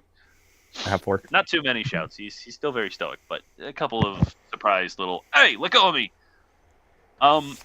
You've heard some twanging from some light crossbows being shot, and you've heard some clanging of swords from some people trying to stab your friends. But otherwise, you're kind of more so in a position where you're seeing Aldrich and the door behind him, and that's about it.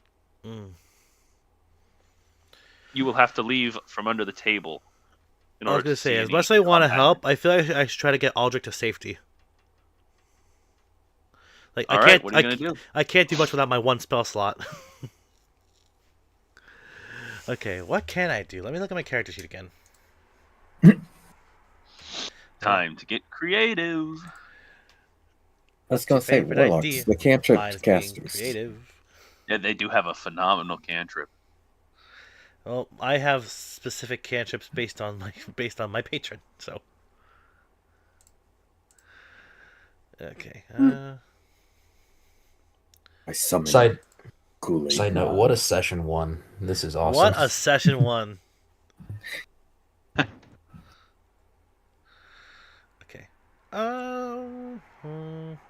Wait, is there anything between us and the door? Aldrich and the chair he's in. The chair. Okay. So, bear with me. I need to see if I have what I need to pull this off. Nope, that's just a rogue thing. Dang it! I thought I had ball bearings. So do. here, Yeah, I'm gonna describe what I was gonna do because now I cannot do it. I was gonna move the chair out of the way, roll some ball bearings on the floor, and roll him out the door.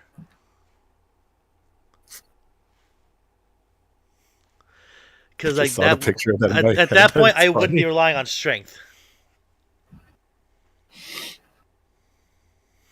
Because remember, I am small. I am not strong. Yep. I'm small and not mighty. I am small.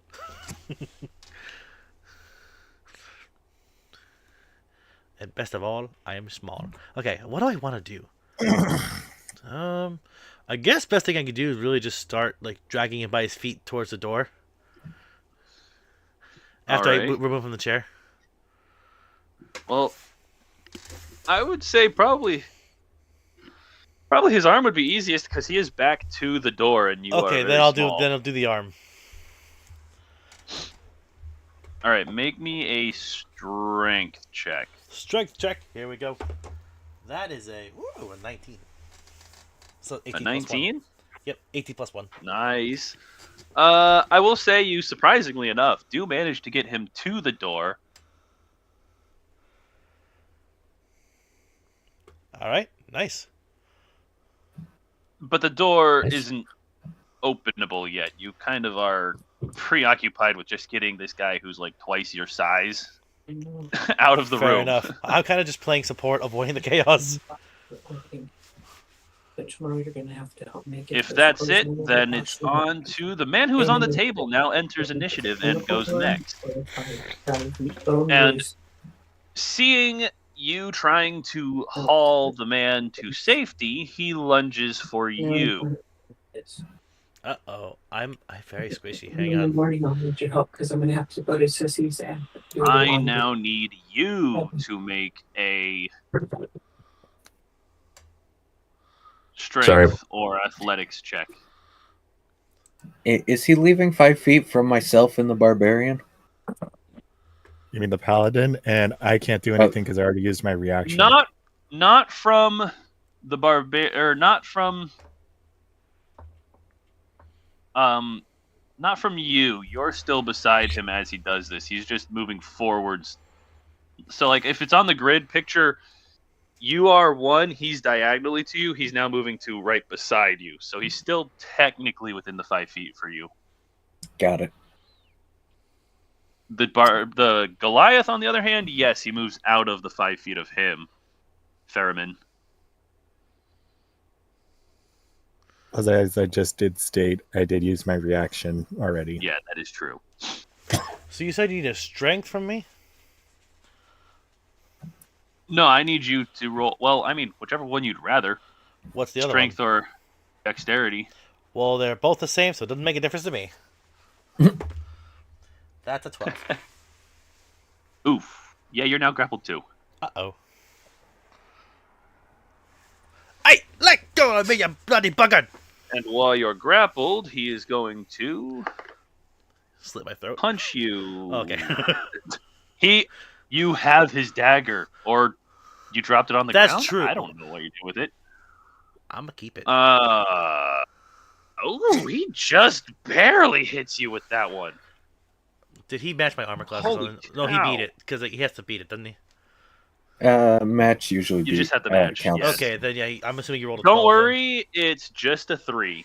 Then. Okay, that's still a third of my hit points, but still. Better than the half that I've built on 2, 3, technically 3, but one of them blocked it. My current health is 6 out of 9. Dude, I was just about to laugh at that. Nice. With that, it is now Ward's turn. You said he's still right in front of me? Beside you now. Oh, beside me. So, like, Aldrich was in the chair. You were right beside Aldrich. He is now where the chair was, Okay. grappling Alton.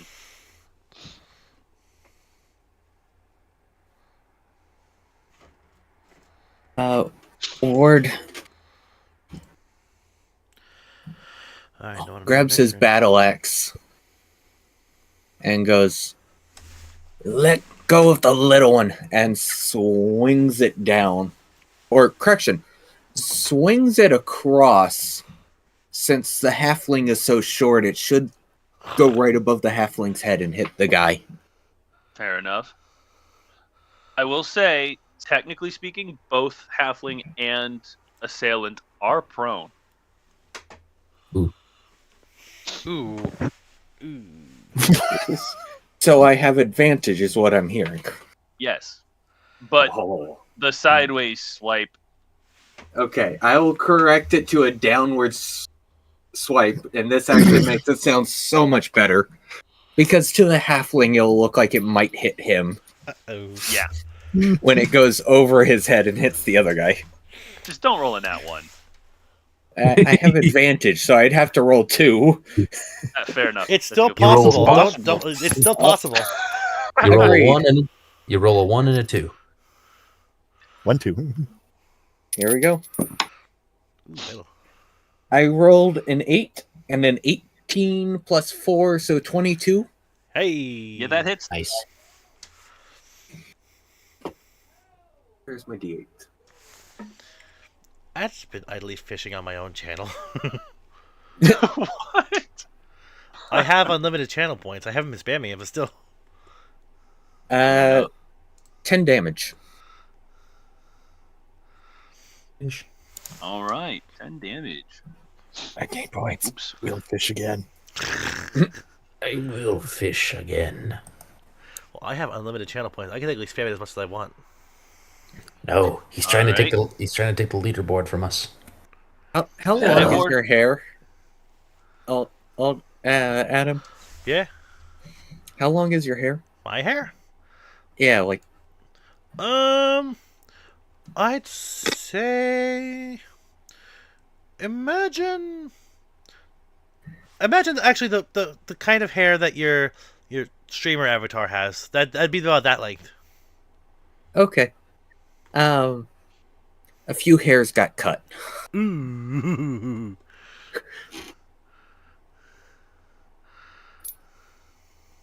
Is that it, Ward? Bonus action. He's going to shift. So Ooh. Ooh, let's go. Heck yeah. he is Kinda going shifter, is to he? beast hide. Ooh. Ooh, I honestly did not look at which one he chose. nice. So That's cool. I gain an additional 1d6 hit 10 points. hit points. Wow. And a +1 bonus to your armor. Ugh. I have to memorize that. Which means I'm now at an armor class of 19. Yeah. You are by far the Holy smokes. tankiest. And armor class At the 19 moment- at level 1. That's insane. Outclassing Yeah. the paladin. I built the this guy to be a barbarian. tank. To my defense, I did not take a shield. That is true. Yeah. That is true. You I don't even think I can carry a had shield. You've gone big bonk. You have gone big bonk. I don't even think I could carry a shield. Come think of Oh, that's And true. I've gone stand in front of Big Bunk. Are you one-handing the battle axe then? If you're holding a shield? Yes, and that's why I rolled a d8, not a d10. Gotcha. I was not paying attention at that point, so I just I damage rolled point. max damage on that. I rolled an 8 out of the d8 plus the 2 for strength. Wow. I was shocked when I hit that roll. Yes, I caught a candy corn fish. That was me. Oh my goodness. Darn. There's so much in I- Uh, that. I'm multitasking, so I just barely saw a fish pop and was like, "Oh, cool!" It No, went back to no, the it goes page for the me, fight. then Timmy, then you. Anyway, your bonus action. Uh, That's Transfo- just shifting, shifted. adding the points. yeah, Okay, so you're Like- done with your turn. yes. All right. Now that I almost called you Paladin, and then I almost called you Ranger. Druid has gained more hit points for me to try and chew through. Giovanni, it's your turn. Okay. So, as of right now, it's only who's in the room with us? Are any of Aldrich's guys in the room with us? Aldrich's guys? Oh, yeah, they are. But they're kind of pinned against the wall at the current ruckus that you guys are causing. I'm going to turn to Aldrich's guys, and I'm going to try to shout above the din. Oh, yeah, I need a wisdom save. Oh, you got it, boss. Disadvantage. You got disadvantage. Why at disadvantage? I'm curious. Because you already failed once. That's true. Ooh. Would you believe a flat 10? A flat 10 at a disadvantage? Yeah. Oof. So that's your total is 10, right? Because you don't have a bonus. Total is to 10. it? I have no bonuses to my wisdom. So you're still trying to target Hedrick by any means necessary. I'm gonna do something. I'm gonna waste. This might be a waste of my turn, but I'm gonna try to do something a little bit funky. I'm going to shout to Aldrich's guys that Kendrick just tried to kill Aldrich.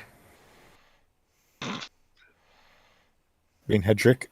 Why'd you I was have to gonna have say, two Hedrick, people in the Hedrick. beginning with Drick at Rick, the yeah, Hey, to be fair, the names came to me sporadically, and I was like, "Oh, that's cool. Oh, that's cool." And I totally It came didn't to me think in a of dream. Aldrich and Hedrick and being so similar they should have been brothers. and might I also add Bralic? And might I add, garlic. Garlic, jabroni. Might and Tyad. Garlic. We're not in Italy, even though Giovanni would suggest otherwise. Mamma mia. Anyway, Pizza Giovanni. Giovanni. Okay, what are you doing? I'm going to shout to Aldrich's guys that that Hedrick just tried to kill Aldrich. Roll deception. Got it. And deception is something I'm actually decently good at. To clarify, he is saying Hedrick, not Aldrich. It's people. Ooh, Otherwise, he's talking 17. to us. Not bad. I'm gonna not lie, getting the I situation rolled under control anytime soon. in nat 20 for insight against your deception. So, unfortunately, you do not persuade them at the moment. Ah. They also kind of look slightly influenced by the fact that there's not very many options for them to move over towards Hedrick at the moment, and they can't even get to the door because now Aldrich's unconscious body and his potential assassin, we're unclear if Aldrich is dead or not, and Alton Copperkettle are all three blocking the door. I'm just digging a hole for myself, man. Yep, you are. I'm just trying to get the man out of the Okay. way. I'm trying to be the medic here. And I guess with If I use the command and use the word amnesia on someone, would that count as directly harmful? that's interesting. That is No, interesting. because you're not physically causing them harm. They're not losing life. You just turn to me and say forget. And it would technically only be temporary. That is interesting. That is the point. So it's not permanent amnesia. Otherwise, I would say yes, it does cause them direct harm. But since it's not permanent amnesia, you're basically just saying, forget about it. I'm turning off hey, and on. forget about it. I'm turning I'm on and off. walking. I'm turning off and on a switch in someone's brain temporarily. Nosferatu. You're just doing you're doing the scene with Buzz where like you're looking for where he was looking for the reset switch. Like, all right, where's the button on him? I imagine that scene from SpongeBob where like this just flashes into Nosferatu like flicking on and off the lights. Fair enough. I guess that's my turn. I'm assuming that was my whole action, and I don't really have anything I can do with. Yeah, probably, unless you had any bonus actions, but I don't think you really do. You could try to break out of the grapple thing. Well, that would be an That is action. true. You could. Okay. That's. Is it a? I'll let you be the decider on that. I will let the persuasion check count as a bonus action this time, and you can escape the grapple as your main action. Okay. Well, Giovanni does nothing. He rolled a 3 plus his dex, which is a 3, I believe. That is 6. tragic. It is tragic. Well, you are definitely still grappled, and it is I'm going to melt taking this flesh. dice down when I'm done. Gilgamesh's turn. Yeah, so I'm just gonna try to walk away with Walk away where? with Giovanni. Just try to stay as far away from the people as possible. The in immediate conflict. Well, But whatever direction the trick of that Sorry, go is, this is why a map would have probably been a little bit beneficial in this one. You are blocked by a man right beside you now. The man that moved in and stabbed you with that that's ungodly true. 20 that did horrible damage. There's no way to like kind of pull Giovanni away from the person he's trying to stab. It ain't worth it, bro. It ain't worth it. Well, like I said, the option is just use Giovanni to punch the guy that just stabbed you. You are a barbarian after all. That's true. Does a kick count as an unarmed strike? Yes. Technically, an unarmed strike is Okay. anything you use just your body with instead of a weapon. It's like a headbutt, a kick, Cool. a punch, a slap. I'm going to bonus action rage and then kick the guy who tried to stab or who successfully stabbed me. All right.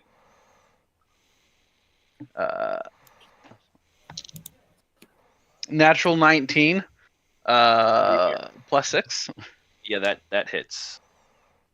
That very much and it's so just a hits. flat 5 damage. Fair enough. Let Oh me... wait, plus see. 2 because I'm raging, so 7 damage 5. then. 7. So this guy is over here. This guy's over here. This guy is right here. This guy's over here. This guy came in to attack you. This is the guy. Yeah, that one kick has landed him in rough shape. Nice. All right. Ferriman, you're up.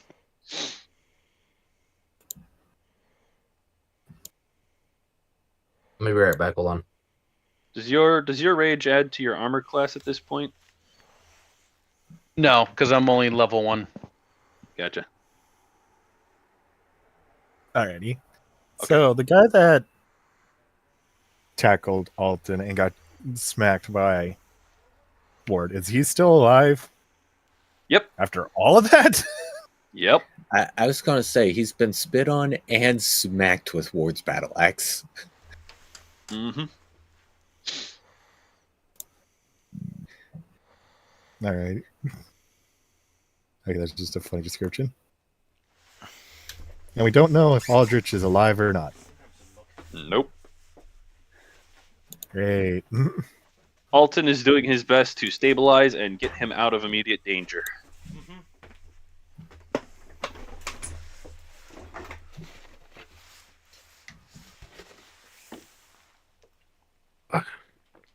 Man, I wish you didn't kick him so far away. Because I would have had the best option to make sure he is definitely alive or not. Mm. But since I can't Because anymore. He is on the other side of Ward.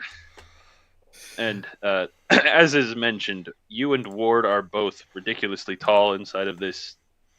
For fantasy medieval time period, average for our time period, way short roofed room.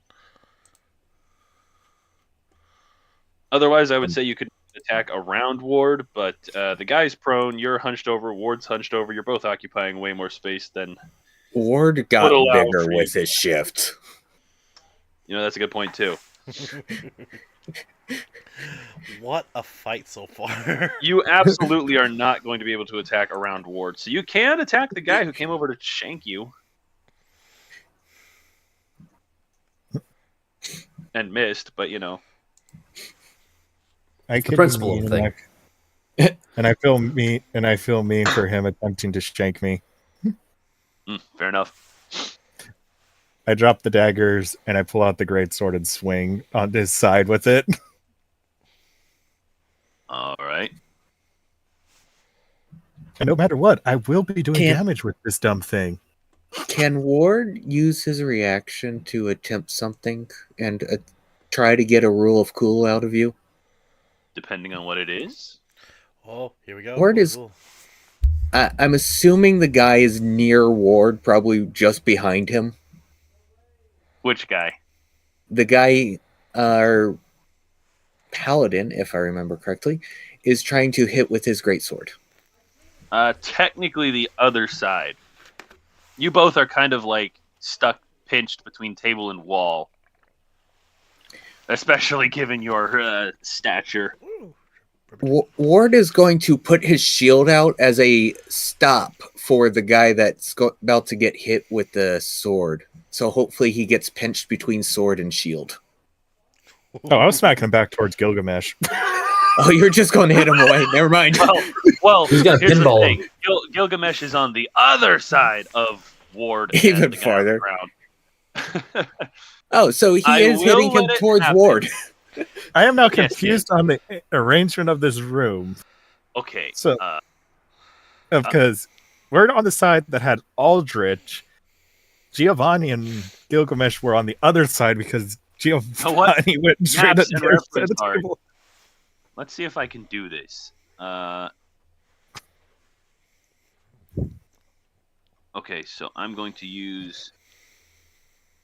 G stands for a guard for Hedrick. H is obviously Hedrick. By the way, I'm T gonna is swing just the table. You will see what I'm talking about when I send it in the Discord. Okay. That's a guard. And then we have... Or guard. Wait just a second. Gilgamesh's name is also a G. Sorry. I'm going to use O for orc. Cool. A for Alton and also Aldrich and Aldrich's assailant. W for Ward. Maybe you should just do ASS for assailant. Yeah, totally. And then I think that's 1, 2, 3, 4, 5. Oh, yeah, the other ASS for assailant, or in shorter terms. I mean, it's accurate at this point. Okay, so this is the current layout. It's very tough, but there you go. I just sent it to Maps and Reference Art, since Maps is technically what this is.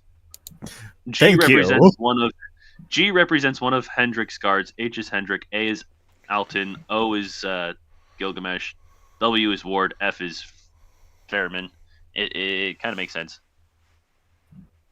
except for O for Orc instead of G for Gilgamesh, instead I'd be confused with Hedrick's guards. Yeah. Wait, so Hedrick hightailed it over to the other side. No, he's been on the other side. Oh, interesting.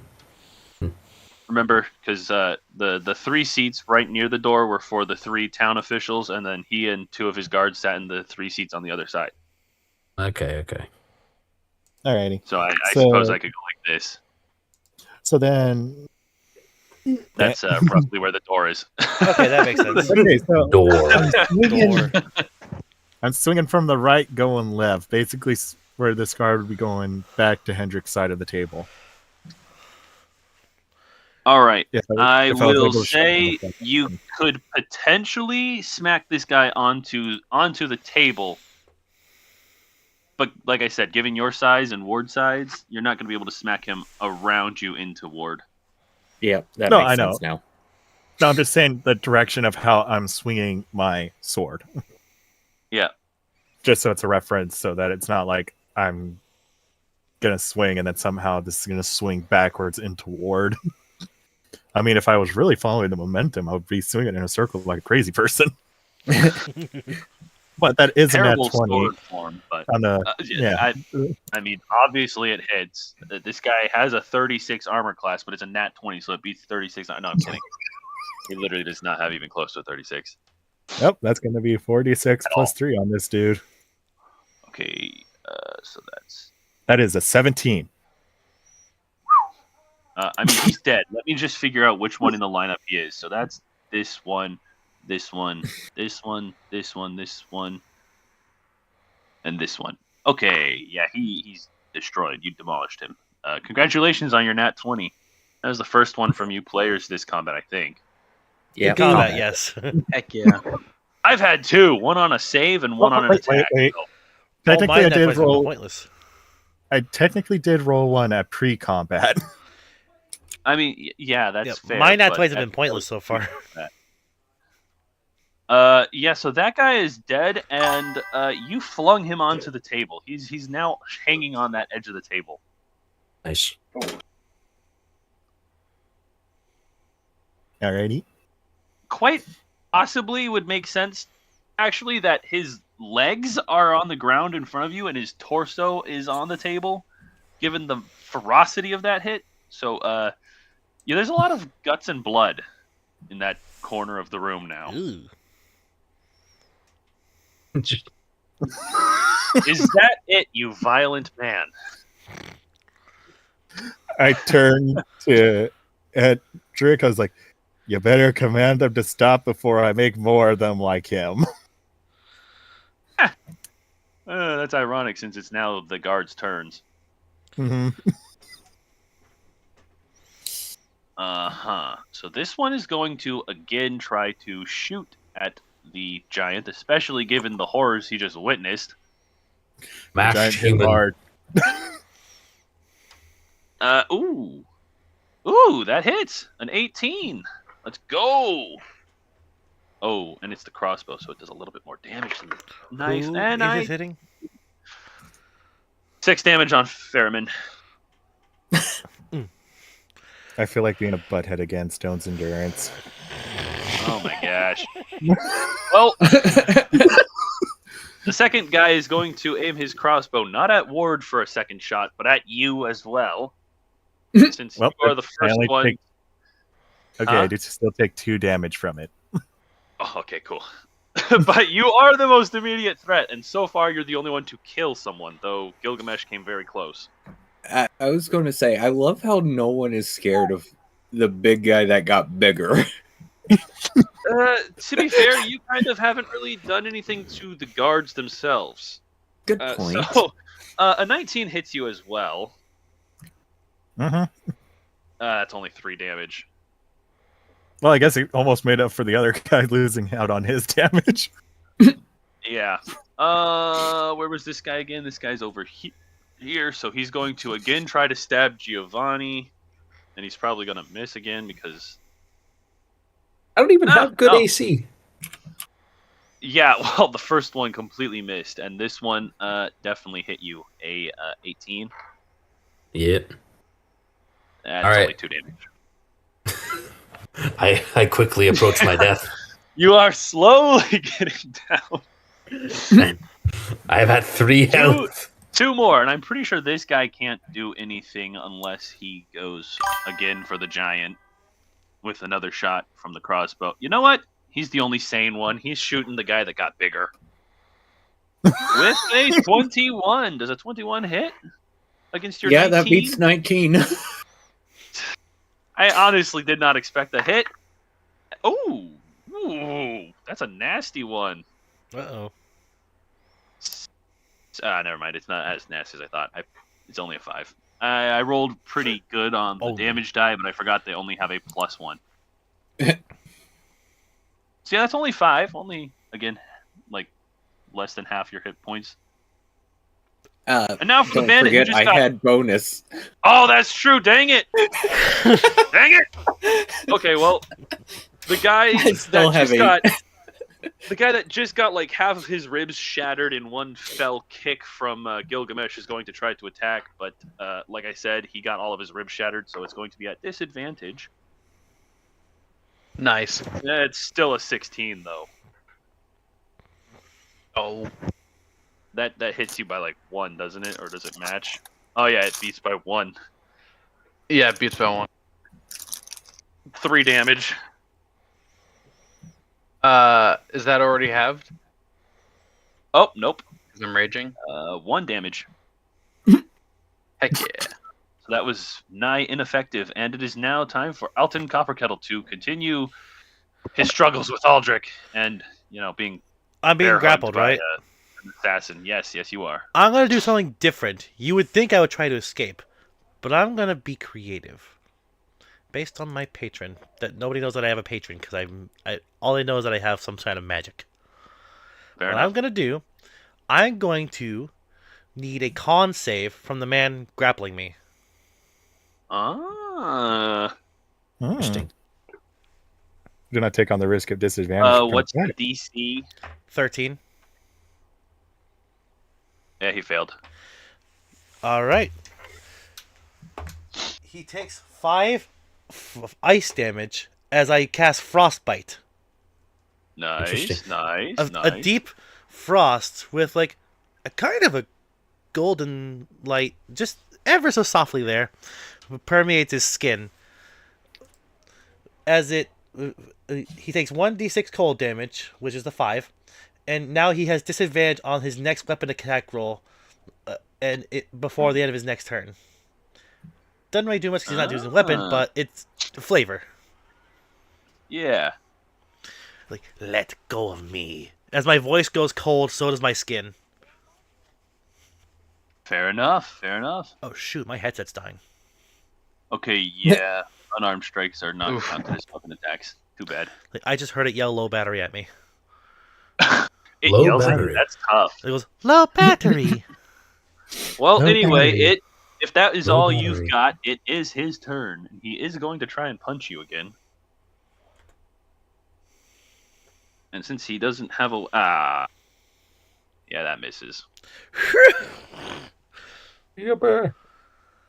Okay, Ward, your turn. You can probably end this guy. Yeah, hopefully. Ward's going to Oh, I can edit the message, and then I can get rid of the guys who have died. Oh. Nice. The guy died and became edited. He was edited out. Ward's going to smack this guy with his battle axe again. Are they still laying prone? Yep, it is still advantage. So can we get also an Alton in there? What? Or are we just leaving the O as Giovanni and Gilgamesh? The O is Giovanni and Gilgamesh, and the A is Alton / Aldrich / Assailant. The triple A's. Slash. So I might have missed. Yeah, what did you Ow. roll? A 13 was my high. Oof. Yeah, you missed. Did I hit the halfling? No, more so it was kind of a glance off of the guy's hidden armor. If you hit Ward's me, gonna Ward's gonna play it off like he didn't miss on accident and go, He didn't Let miss on go or you'll accident. he's trying to make it seem like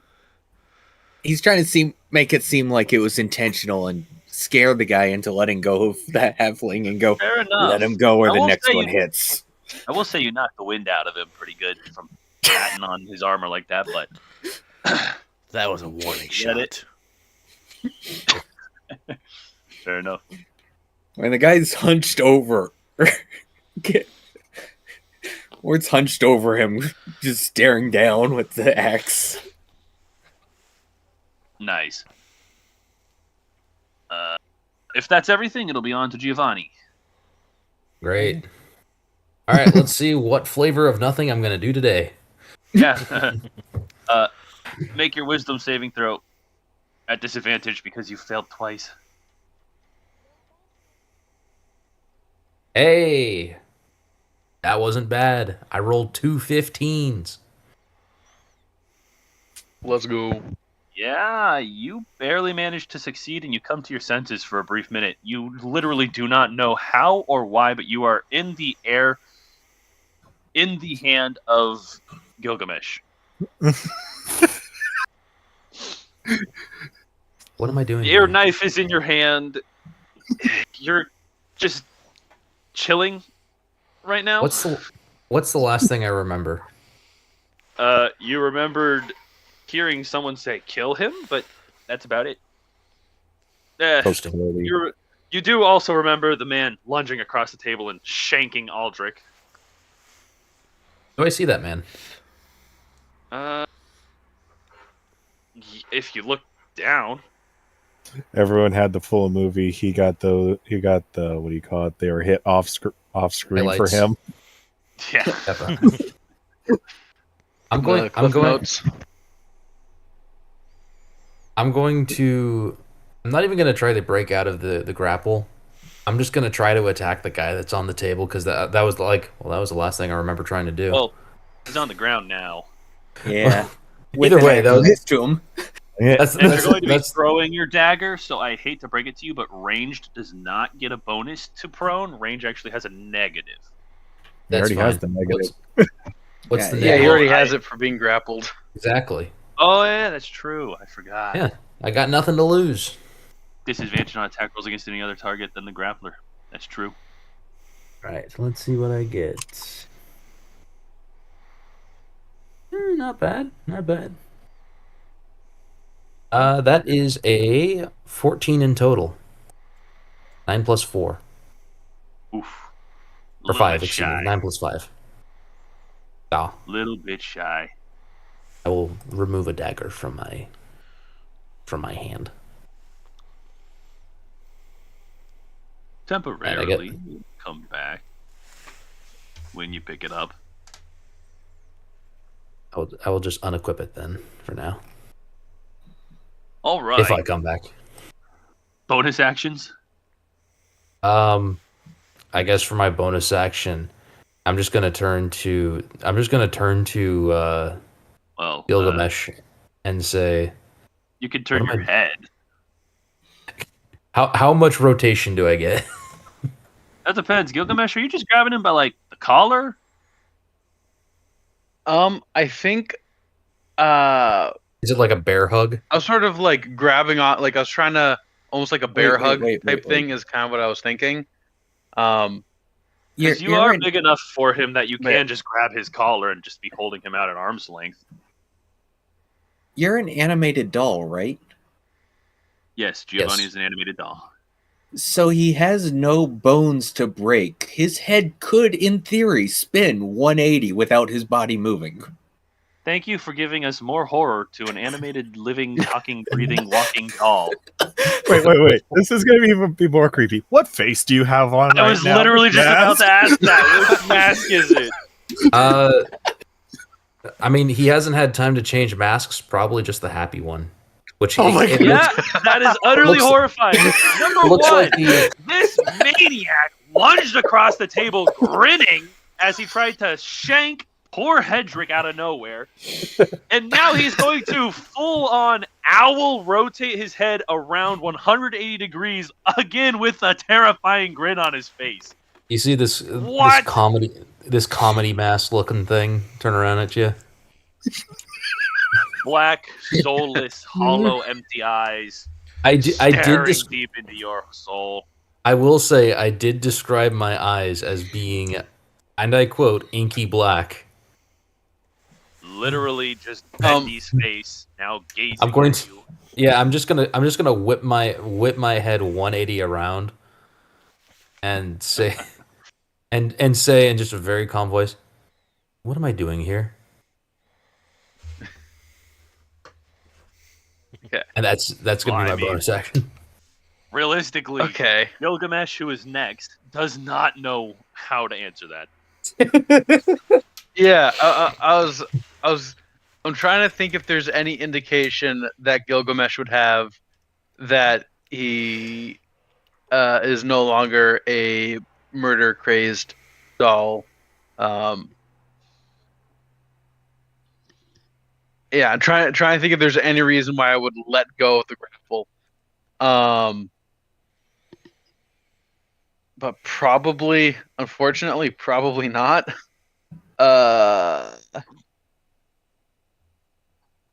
We're in a meeting that went poorly, and then I try to kick the dude who stabbed me again. All right, you are probably going to kill him. Okay. You just kick him in the head. Oh, Well, if I hit him, that is a 10 exactly. 4 plus 6. Nope, you just missed. Yep. So if he doesn't attack me next turn, then I think I wind up losing rage. All right, well, that do it for you. Yep. On to Ferriman. All right. How hurt is the guy on the ground next to Alton, being grappling Alton? Oh, dude, he's like so hurt, bro. Like, black eye, blood coming out of several limbs from the bludgeoning and cutting and hacking from the stupid axe. He's now kind covered of in frost. hacking right now. Yeah, that's true. Covered in a bit of frost, hacking and wheezing from getting the wind knocked out of him from the axe glancing off of his back. All right. So this man's at death's door. Yeah, he's at death's door and the room store. That's a way to phrase it. I walk over and attack. Alrighty. If you Does Reputation Ward is- give way?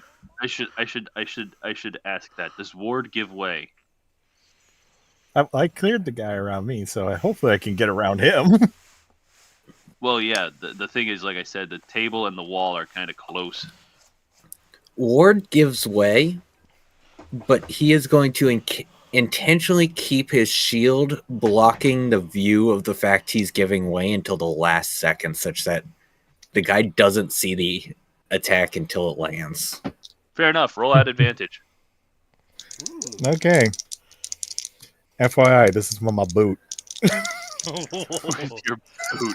this is my boot, and you know exactly where it's going. You know where that natural 20 is going. Yes. What is the strength of your kick? 8 Normally- damage. 8. Yeah. So I mean, 8 damage right now. So 4 plus 4 is 8. So Yeah. So, how do you want to do this?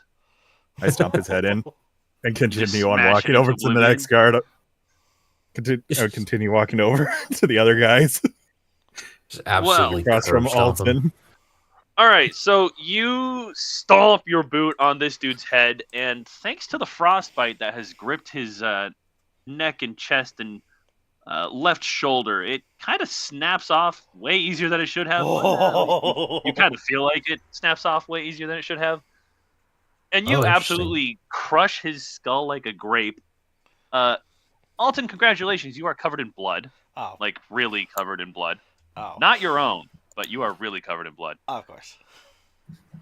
And the rest of Hedrick's guards kind of cower in fear, seeing you having just decimated this guy's head. Ward. Oh, wait, no. Wait just a minute. You landed the only 2 killing blows so far. Yes, They're I have. terrified as fudge, dude. They are so scared. You sliced the dude in half and then just crushed this dude's head like a grape after he was just used as a punching bag by Ward with what seemed like very little feedback. Like dude took it like a champ, and then you just crushed his head. The guy in front of Gilgamesh straight up has a heart attack and dies. Like, he is suffering from wounds anyway, and he just saw you destroy this guy, and now you're looming in front of him. Heading towards him. Yeah, exactly. So he straight has a heart attack and dies. And at this point, Edric kind of comes to his senses and shouts out, "Enough! We don't need to fight anymore. This is all over a senseless misunderstanding." And, already giving way because they are terrified of this gigantic dude who has decimated 2 dudes already. The guards Wait. clean and sheath their daggers. And Hendrix stand- is like right across the table from Ward, isn't he? Yes. He definitely heard you say to stop them. He was just too in shock for that last round. Ward's going to reach across the table, Uh-huh. grab his collar mid him saying, "This is all over a misunderstanding," and just pull him slowly across the table, staring in his face. Okay, With make his me a quick slight- strength check. This is a very big man. You've got to remember. I know you're bigger, but still. This man is fat. Dice don't fail me now. 19. Yeah, he's falling over the table as you're drawing him closer to you. His bestial face staring at him. Slight devilish grin on his face and goes, "Misunderstanding, you say?" I turn to Ward. Ward, this man that I just stomped the head in proclaimed he was not directly connected to them. Good point. And he just lets go. Like, not set down, just lets go. Well, poor Hedrick's head slams into the table. Not like violently, but enough that he's like, ah! And has a little bit of blood coming out of his nose.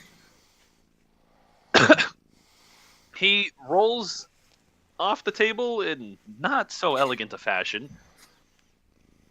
His clothing is yellow, and you're not entirely sure if it's yellow because it's glamour weave or,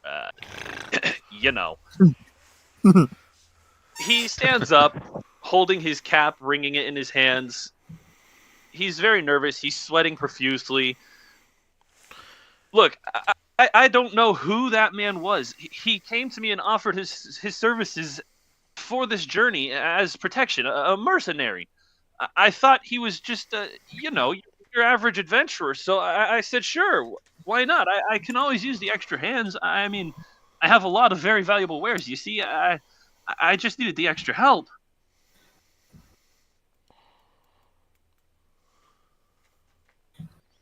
And all of his guards I turn to Aldrich, but I turn to Aldrich, kind of checking on him, but also talking back to everyone. As like, that is just like the Jakar to infiltrate and then pull off a scheme like this.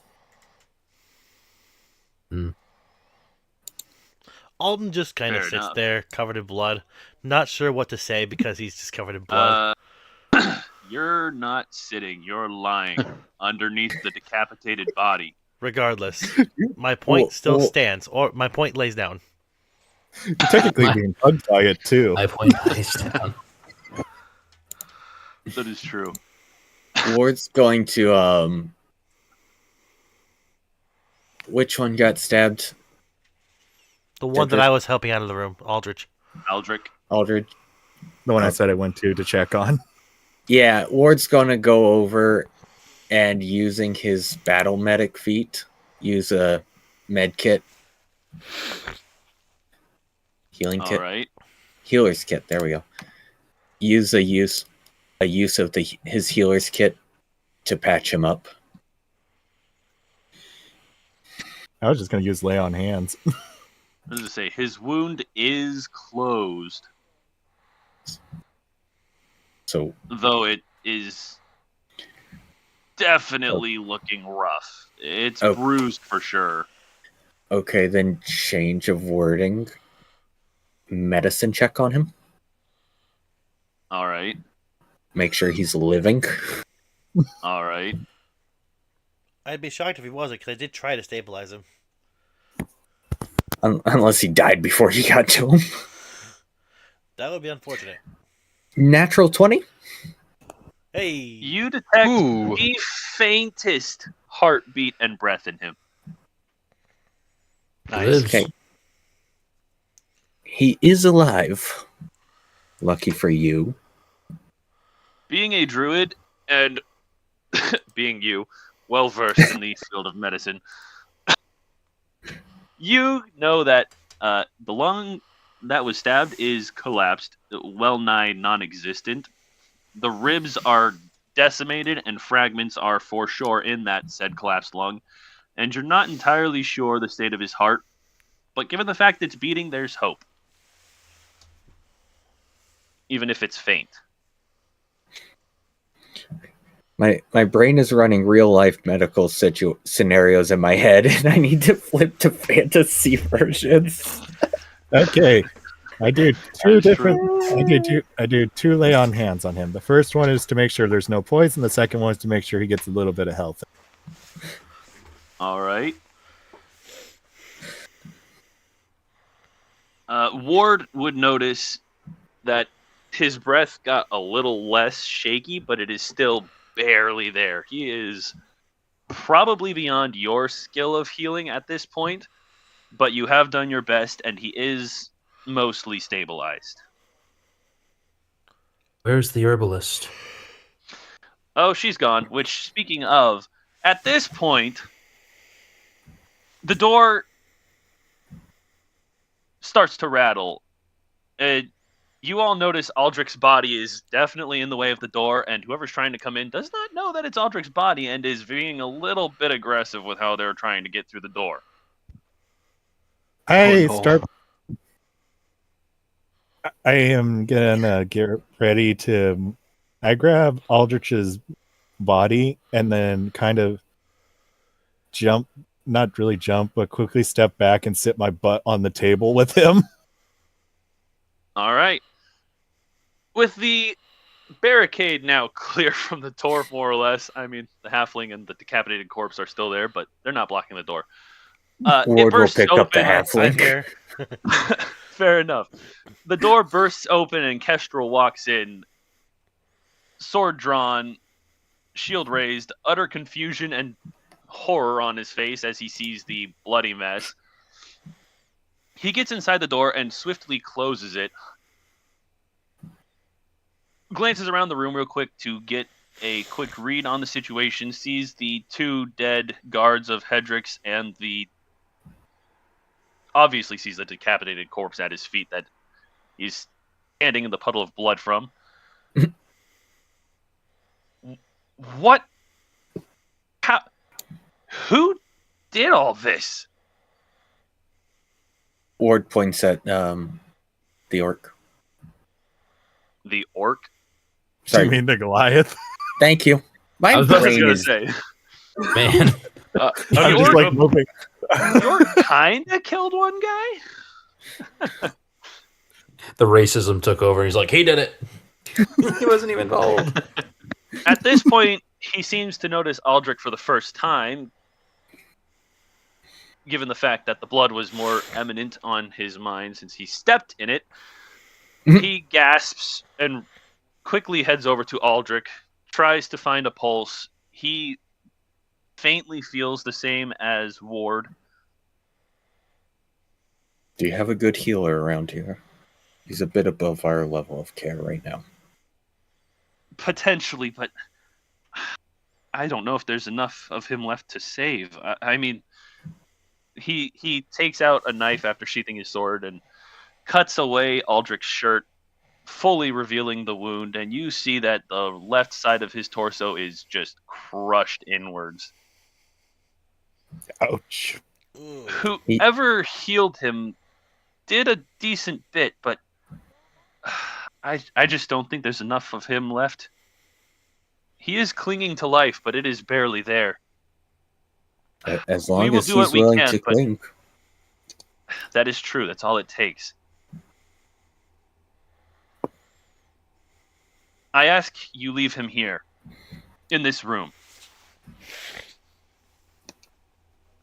I should ask that you all stay here too, as you are covered in the blood of this battle, but if you choose to leave, I have no Since power this to stop table you. is clearly a bit long, I'm going to kind of set Aldrich down more on the left side, away from the bloody mess I made on the right side. Fair enough.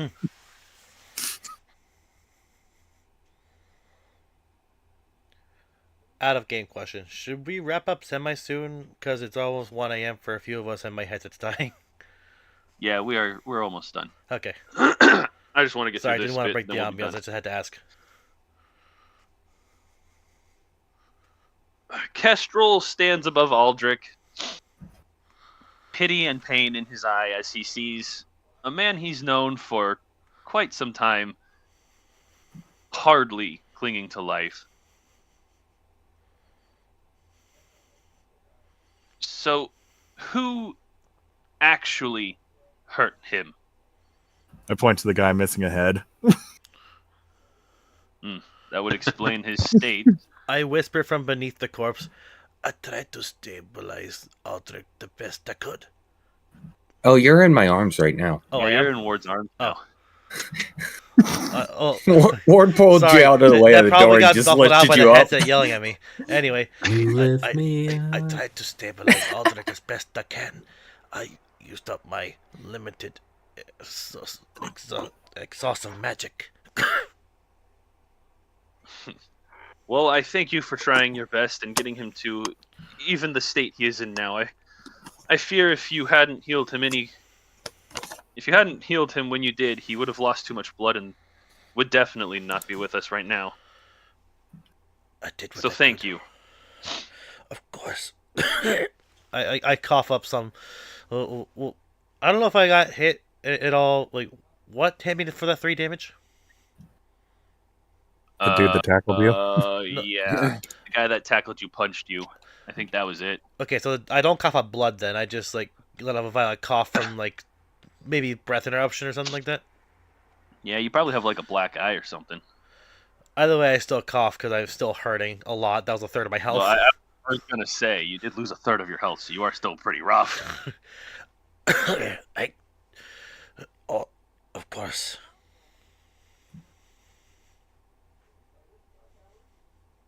What weapon did this man use? I need to see all of the evidence so I can present it properly to the right from my sources. pack, I procure the dagger that was used because I did pick it up. Kestrel reaches his hand out to grab the dagger and then stops. Eyes wide, mouth also wide open. Before he picks up the dagger from you, he kneels down to examine the headless corpse. He rolls it over a couple times. He cuts off the clothing, finds the armor, undoes the straps, looks around the body, just trying to find some way to identify the guy, and sees a mark on the left side of his chest. So, Drakkar has access to Rit's metal. That is troubling. He stands up, grabs the knife from your hand, and as he does, you notice the blade is an opalescent black that shines with blues and purples, kind of like an oil slick, but turned into a solid metal blade. Oh, Fascinating. Ooh. I'm going to assume none of you fully grasp what this blade is, No. do you? I believe it's a Rob- dagger. Probably not entirely. Can't say I recognize it. I have no idea. I would like to roll investigation simply because of how low my investigation is. I was about to say I'd I- like to roll history to see if I can Okay, go for it, kind of both of you. recollect anything about this. I got a 3. You're a 12. investigating the knife, yes, Ward? Yes, Yeah, it's a knife. I'm glad I can Wow. tell that much. Jeez, a knife. I mean, Wow. yeah, exactly. This isn't. It's not, I thought it's it not was a your little sword for a pocket second, but it's knife. too short. It's It's a like knife. a 13-inch dagger, but it's a knife. It's a knife. This what's is your roll for puny history? knife. 12. 12. I mean, it's a knife made out of a pretty metal. Riveting. It doesn't look like any metal you've come across, which is probably largely just steel, gold, silver, copper, that kind of stuff. Your basic metals that everyone's seen. It's a good thing I didn't come across that considering my background. Honestly, actually, yes, that is a good thing. I'm gonna safely two assume I know reasons. nothing. Two I reasons. mean, They're very dangerous. yeah, if you want to roll a check there, Giovanni, you can. You know what? Just for the lulz, that's something I'm bad at, just because it's funny. I guess I'm not great at history either. So we'll see if I know anything. Watch him nat 20 I this. rolled a 1. There it is. Called it. Hey, first one. Let's go. Well, yeah, I mean, this is a knife. I can barely tell that. Or it's a Or is sword, or it? it's a spear. Whatever it is, All you know is it's capable of killing. something about it seems very familiar. It's metal with that Interesting. points. There's just you have absolutely no idea why you have deja vu, but you have deja vu about this metal. Not the knife. You don't have deja vu about Oh, knives, interesting. but about the Interesting. metal. That is interesting. Kestrel picks up the knife from, I almost said Giovanni's hands, Alton's hand. He flips it over a few times. He runs his hand down the blade. He feels the edge. Oof, impeccably sharp. Even after plunging into bone, twisting and pulling, breaking. I think this is. This knife here is probably the most valuable thing in this entire town. I dare say it's more valuable than this town. This Oh. is what we have come to know as Rithian steel. As its name implies, yes, it is simple iron, but it is mixed with 2 other materials that are exclusively found in Rith. I only know of orchidite, a rare crystal that, oddly enough, grows like an orchid flower. It comes from the region of Old Rith. Deep in their mountains, they have several mines that find this element. When they take the crystal and grind it up and mix it with a second material, of which the name has escaped me, and then forge it into steel through a complex method of folding the metal, it creates this alloy. I perk up It at the is- sound of old Rith. Subtly. Uh-huh. It is stronger than normal steel, even high carbon steel. and it keeps an edge better than anything you've ever seen. This thing will stay sharp even if you cut a rock with it. And, might I add, it might very well go through that rock. It is also highly enchantable. I wonder how this man got a hold of this.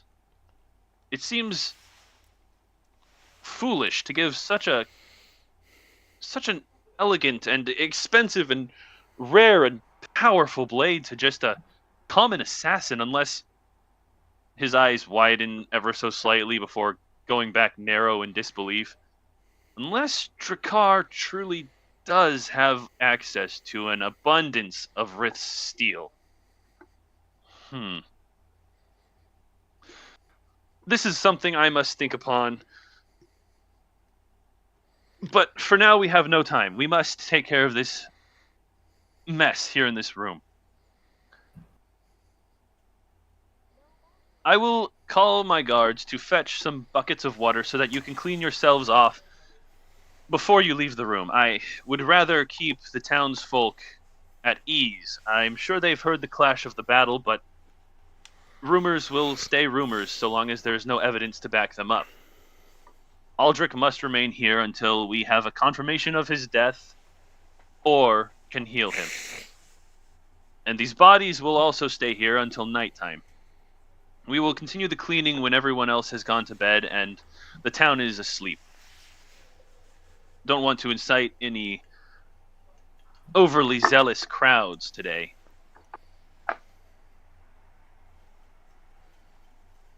He All right. steps back through the door, summons the guards, and several minutes later they come in with many buckets and cloth scraps to begin cleaning you and your weapons and everything off, and cleaning the walls and floors, moving the corpses of Hedrick's guard off to one side, while Hedrick and his guard are also cleaning off themselves.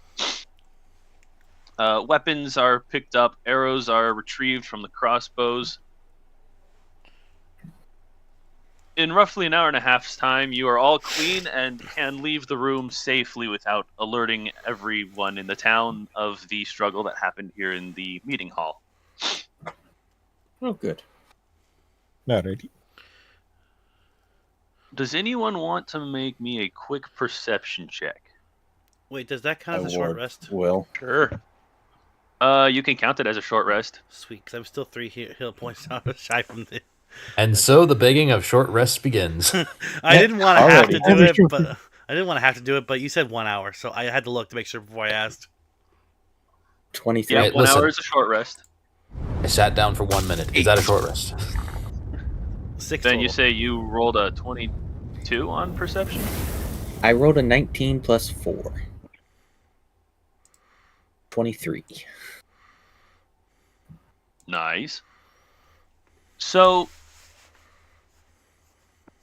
did anyone roll above a 15 other than Ward, We rolling perception. Nope. if anyone wanted to? Or Let's see, perception. I rolled a 16. Straight 17. I rolled Well, 15. oof, you barely notice. All of you do notice that Braylick is nowhere near the room, and several of you get an inkling that he was not there for most of the fight, to be honest with you. Ward, while you were cleaning your battle axe and aiding in cleaning up some of the mess around the walls, you saw some golden splatters mixed in with the red blood.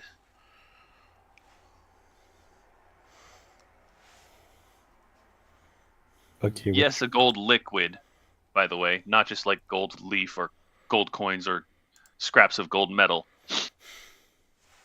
Like mead type gold or No, like gold type gold.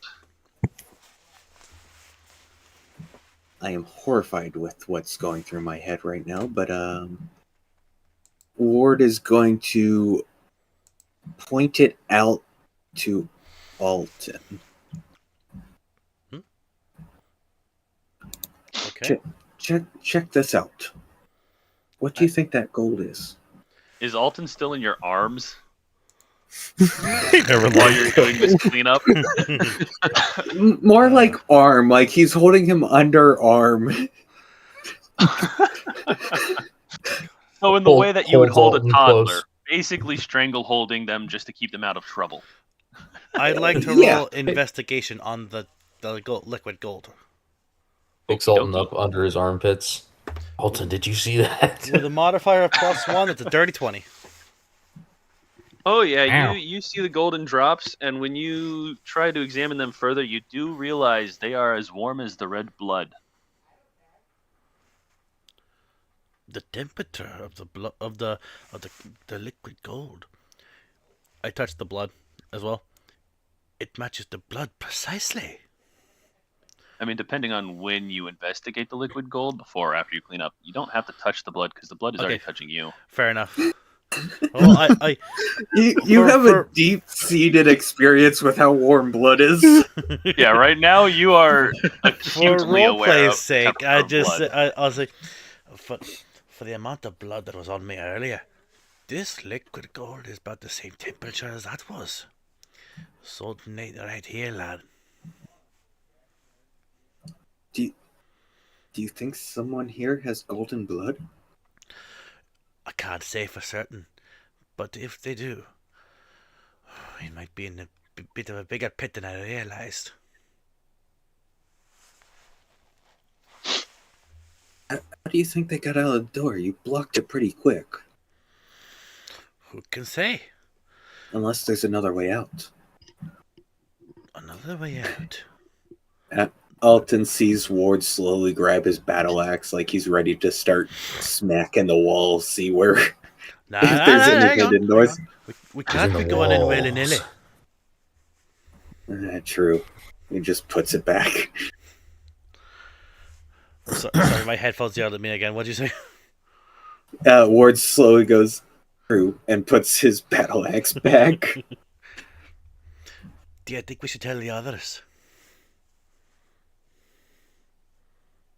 Not the guards. The guards seem questionable, but the other couple of adventurers that volunteered with us might be safe. I'd be inclined. Especially that big guy. I like him. I'd be inclined to agree. The man on a kill streak of 3. Hey, wait a minute. Are you Before calling me you- short? You're still in his arm. Arm. One. I will still make all the short. I will still be air quotes angry about the short comments all campaign.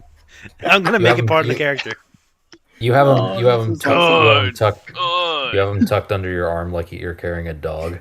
Yeah, exactly. Speaking of dogs, before you two turn around to share the news, Giovanni, Yes. in your head, you hear that same voice. Don't worry, it's not as bad as last time. You have failed your assignment. Why do I keep you around? Sleep, rest, reset your memories. It's best you Oh. forget what you just did. And you go unconscious. Ooh.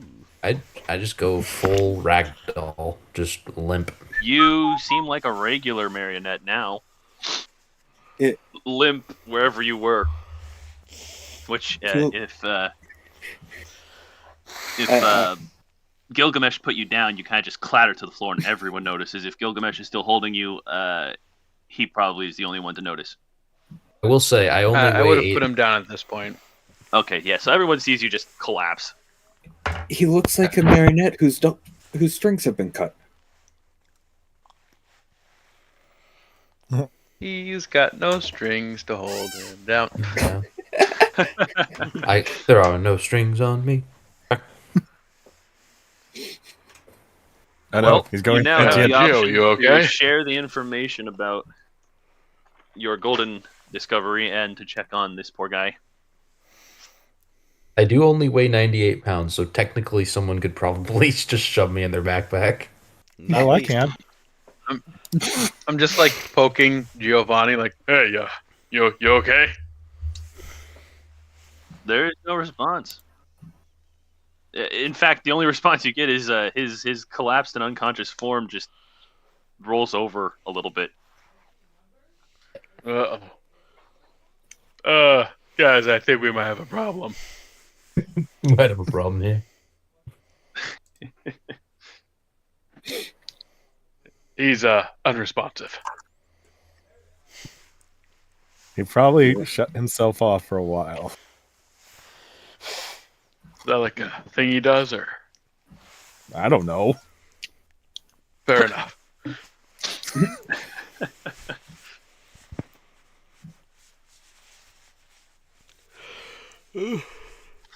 Well, Hedrick and his guards are clean.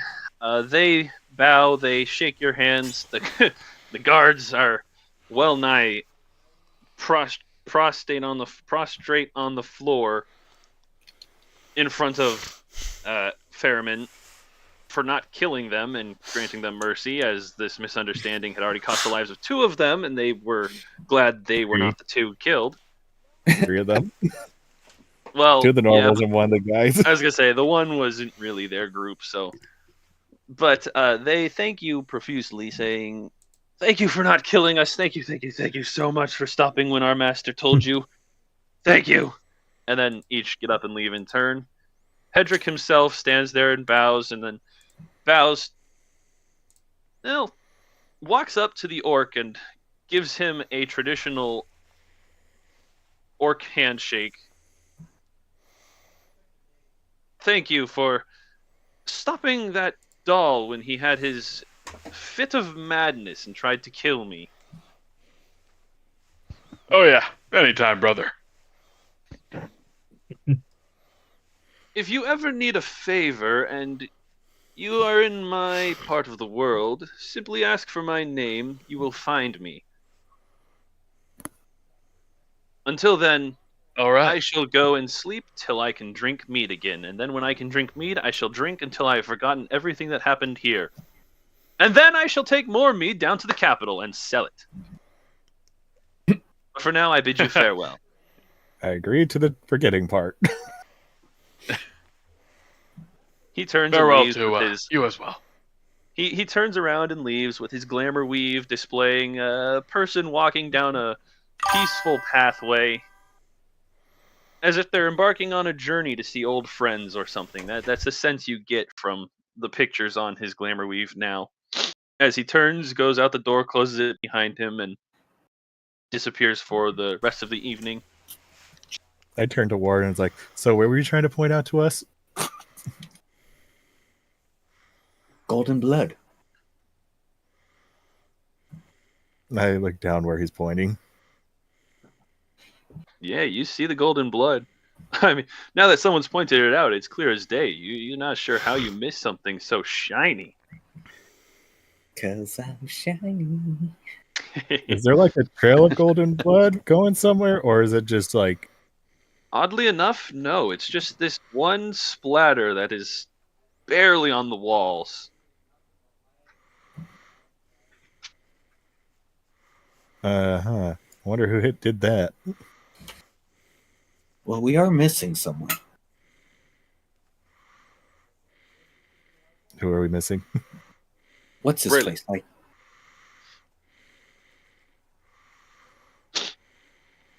Braylick What- vanished sometime in the early stages of the fight.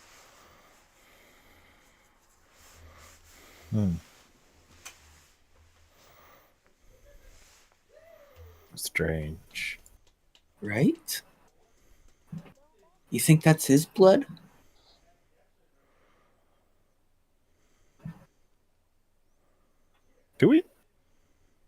Do I know of any creatures that bleed like that? You could roll a history check. Because off the top of your head, no. You'd have to sit and think about it for a second. Alrighty. 22. You've heard tale from some men who've gone in the woods or off to war and come back and said something about strange beings whose blood was mixed with gold. But you've never seen proof of it, and you've always discredited their stories as war-crazed trauma. All right. I just tell him the only things I've heard of are strange creatures that bled gold. And the only people that came and told me these were those that came back when they were already mad from war.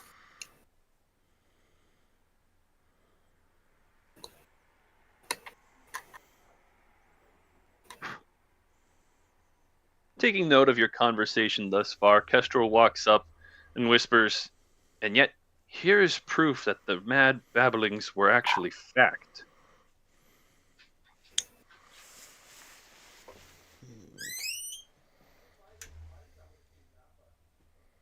If you wish to look more into this matter, I think I have someone who can help.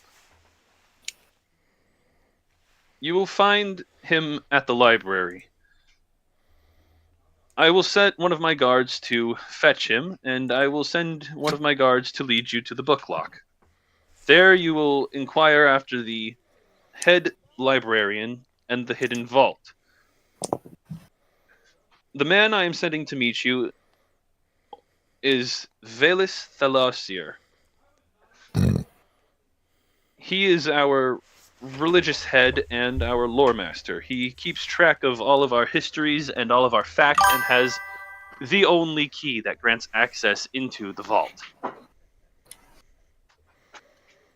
I feel there you will find answers to your question.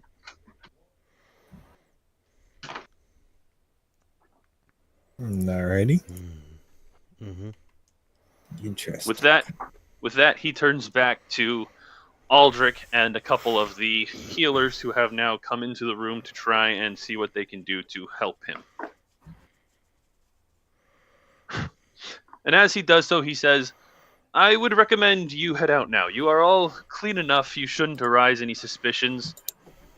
We need space in here to try and revive our dear friend."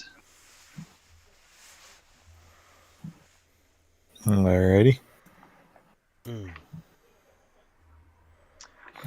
Should we go find a tavern?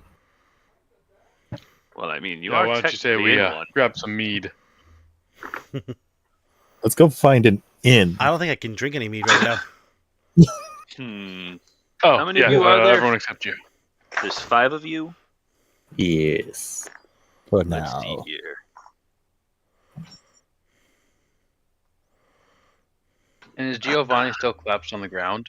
Or Oh yeah, Giovanni's unconscious, so there's only 4 of you right now. I So pick I him up want- and clean him and throw him in my backpack with That's his legs crazy. dangling out. I do. That's really crazy. I do have one of the things that Threadborn get is ball jointed, so I can squeeze into spaces as small as 1 foot. That's crazy. that's awesome. That is cool. Anyway, I want all 4 of you. I'm going to leave this completely up to random chance to pick one grouping of 25, 1 through 25, 26 through 50, 51 through 75, and 76 through 100. Each of you pick 76 one of through those. 100. Ben 26 takes the to top. 50. Adam takes the low middle. 1 to 25. Uh-oh. I'll take You both said the bottom. Was it 25 to 70? Wait, 50, 25 to 51 to 75 is the other 75. one left? 51 to 75. I'll take that. So Ben has high, Kyle has low, Adam has low middle, and Matthew has... Wow! Alright, that's cool. That's crazy. Alright, so as you all go out the door, Kestrel grabs Gilgamesh by the shoulder. Yeah. As a gesture of our thanks for stopping what you did and attempting to heal Aldrich, I'm going to give you this dagger against my better judgment. Keep it secret, keep it safe, protect it. It is exceptionally rare, it is exceptionally powerful. But I don't want it here in this town. It will bring nothing but violence to the one who carries it. Well, I already do that, so That is exactly why I have selected you. No, no, it isn't RNG Crazy. selected, but Oh, I appreciate it. That's pretty cool. for now, add a simple dagger to your inventory, but make a note that it is made of Rithian steel. Could you send me the spelling of that? And I will make a dagger as I remember sometime this week. Fair enough. Or at least sometime before the next session. Fair enough. Well, as you guys go out the door, you see the dining hall of the wax pot is nigh empty. Most of the patrons have disappeared, presumably because they heard the noises of the struggle, albeit very short struggle. But they also saw the guard running in and out. They saw healers coming and going. And though they may not have taken full count of who went in the room and who came out of the room, they suspect someone is still in there, and they're not sure if it's Malin, if it's Saressa, if it's Aldrich, if it's one of you, if it's one of Hedrick's guys. If it's Hedrick himself... who am I kidding? They saw Hedrick come out. No one's missing that. All they know is it's not Hedrick. That is quite literally the only thing they can tell you, is it is not Hedrick. But the wax pot seems very empty for the night. You could stay here and have some food, have some drink, and spend the night in any of the open rooms, or you could find a different inn and tavern if you wished to stay a little bit further from the planning room of struggle. I think Alton would rather just rest at this point. So he's All gonna right, take one of the rooms Alton's here. vote is to stay here. Yeah. Gotcha. Gilgamesh would like to grab some mead, but then yeah, probably same. I mean, So would one of Fairman. you still can't drink it. Yep. That's why I didn't. I'm grabbing a whole barrel. I'm going to go and get a big barrel and just chug it. in Everyone his face. chooses to drink just whoa, to rub whoa, it in. whoa. Where are you grabbing this barrel from? I'm paying for it. Do you want to know how much a barrel of mead costs? An entire barrel? Sure, how much? Well, let me just see how much gold you have so I know how in debt you are. I have 26 gold. You are approximately, give or take, 10 to 20 gold, 74 gold in debt if you grab this barrel. He does have. I just Holy want to point smokes. out. It's For the 100 gold for a smaller barrel. So how much did they drink that would not cost that much? Oh yeah, were we supposed to get paid for that job, by the way? You will, Okay. but not yet. Okay. You you need to let things simmer down a little bit. I mean, Aldrich was the guy that was going to pay us, and he's That's currently fair. dying. know. I made the right move in stabilizing him so I could get my coin. At first it was selfless, but then I remembered I'd get paid, it went selfish. You save Yep. save his life, and like he's like dying breaths, and you're like, "Where's my money?" There's a reason I'm in debt. Not in debt coin wise, but in debt because Dude. That's crazy. Yes, if you Why get does an no. act, I just looked at the punching dagger. Why is it that much? because it's a new thing, still got to get. Yeah, that definitely got to get priced right because a punching dagger is worth 300 gold. Whoa. That don't sound right. Holy smokes. That is crazy. So depending on the barrel size, it might run cheaper than 100 gold, but the only thing you could get for 26 is probably a pin, 4 gallons. And that would run your entire gold, save 1. Well, save one.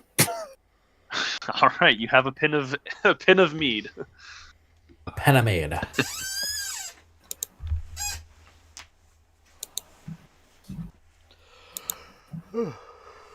And he sits in front of Alton and just drinks the whole thing in front of him. Alton just Rude. glares at him.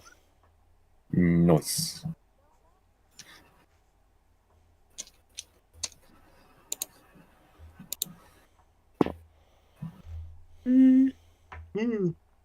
Well, And for reference, all of that is gone in that one sitting. that's crazy. Well, with that, you also get to level up to level 2. Hey, let's go. Yay! Yo, let's go! I survived. We We survived. survived. Okay, so how does the point buy work again? What do we get for leveling up? I'm pulling it up So for because everyone I'm that's still pretty watching, sure. we have a different method of leveling up that Corbongo came up with himself.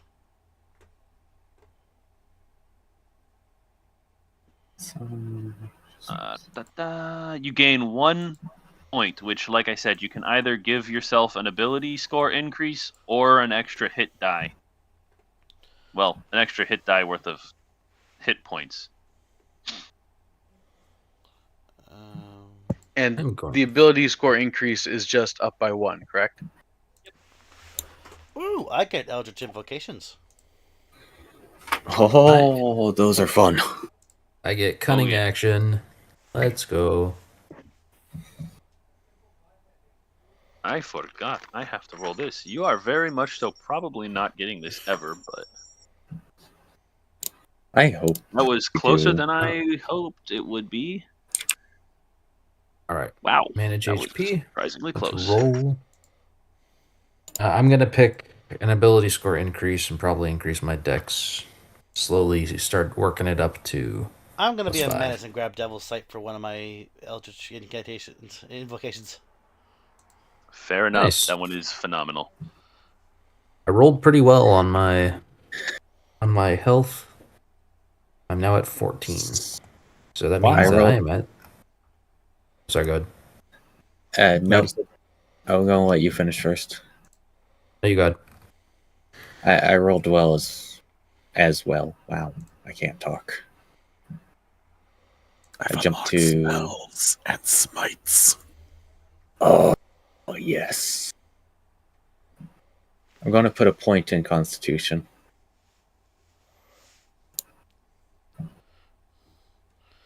This one's gonna sound typical, but I'm grabbing Eldritch Spear as my second one. Just in case I need to snipe something for whatever reason. I now have two-handing and great weapon fighting. I can now do things with my bonus action. Oh, I got another known spell. Let's see, what spells do I want to take? What first What level spell? spell do I want? Dang. Ah.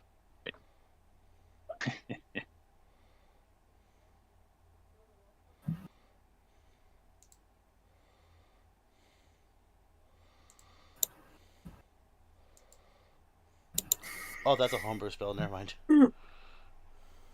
Whose name? Yours.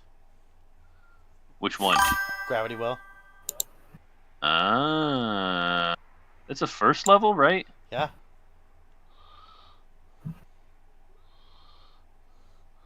I can I only mean, take if first you level wanna because take it. I'm a warlock. That's true, that's true. If you want to take it, you can. I'm still looking.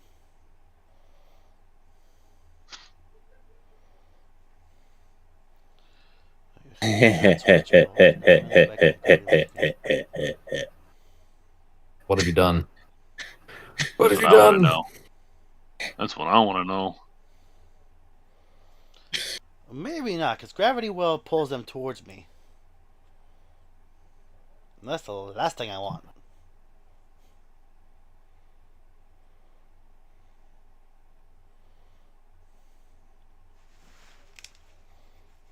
I will also add, once you get your leveling up figured out, you can take a long rest as well, because you will be spending the rest of the night sleeping, I imagine. Okay.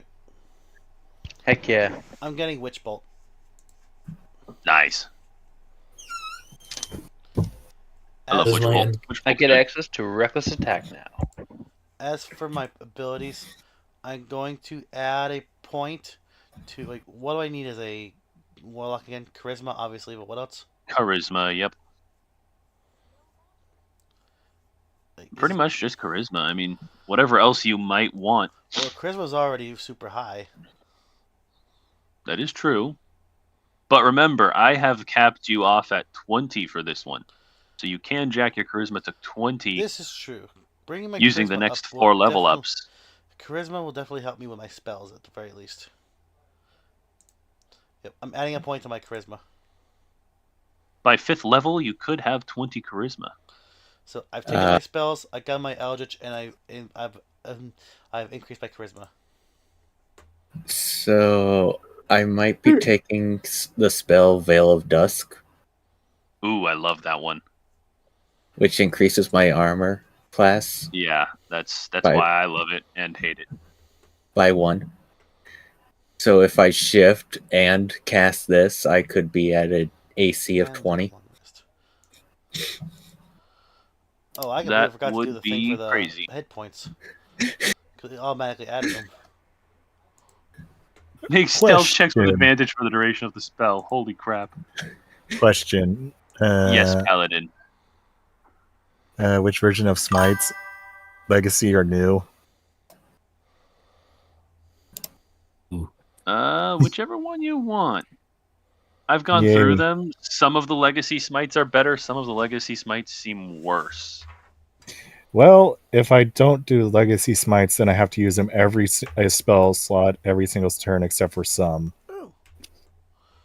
That's true. Because the legacy ones have don't have. The legacy ones have concentration. Yes. Yes. So wait, so because I chose point by, I don't roll a die to increase my HP, right? I was asking because Thunder Smite, the You 2024. I was just wondering because I forgot how the HP thing worked. should.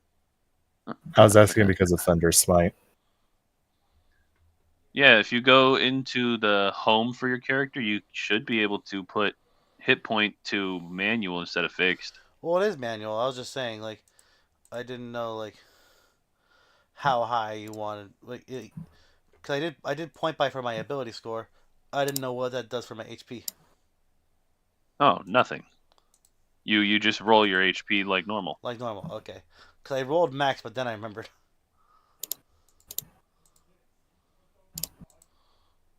Are you sure you're not on fixed HP? I just changed it. Ah, gotcha. Total apostles. I was gonna say because it looked like you were still on fixed HP. But yeah, I rolled an 8. I rolled an 8 on my D8, therefore bringing me up to 18 possible HP. Nice, I instantly doubled my health nice. and long I rest. think a lot of you did. I got very close to doubling my health. I'm 1 got point away. I just I took managed to ability. roll an 8 on the D12. I got 16, so I almost Still not I terrible, almost doubled it. I'm still very squishy, but I can last a lot longer. Yeah, the barbarian has 26 instead of 15 points. I've got Giovanni 16. has 16 instead of what, 9? So you 9, yeah. basically doubled. Gotta get our extra players to level up later. Mm-hmm. I'm at 21 instead of 11.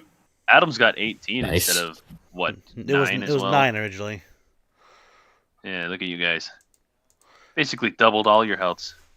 I can survive slightly longer. That's basically what I said. I'm at Yeah, 24. Yay. next time I won't hold back and the guys will hit you a lot more. All right. First fight, you fight a couple of guards, typical stuff. Second fight, Tarask.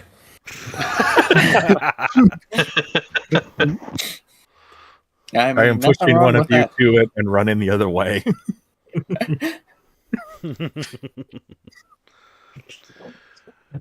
Oh, the But yeah, big one. like I said on Discord, if anyone wants to either send me a Hero Forge mini that they make themselves, or send me a description and then I could customize a mini for you, I would totally be down to do that. And I have like extra credits so I could get digital minis for free, essentially, through Hero Forge. I gotcha. So if anyone's interested, either send me a description or make one on Hero Forge, and then you can send me a link to it. Nice. And you can have an old custom mini for Tabletop Simulator. Cool. Oh, before my Nice. headset dies, I'm gonna do my outro. I'm not gonna do the little music thing like I usually do, but I'm just gonna do my little outro. Then we can keep talking off stream.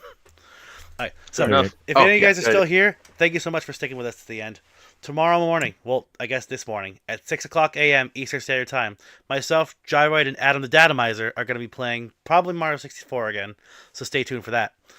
And then I'm gonna be doing something Saturday afternoon. I don't know what yet, so stay tuned for that. If you like what you saw, make sure to leave a like, follow, subscribe. Make sure to check out the Save File Scoreboard podcast on Gyro Gaming's channel. Make sure to go follow HeyBoost99 over on Twitch. And Vengeful Undead, I don't know what he's doing with his channel yet. And the Dead Kyle is starting his fledgling YouTube channel as well. I'm going to be linking him when the VOD goes up. So all three of them will get credit for this stream on my channel. You'll all be able to see it. And all that being said, I'll see y'all guys next time. This has been Adam the Atomizer and his friends, signing off. I'll see ya!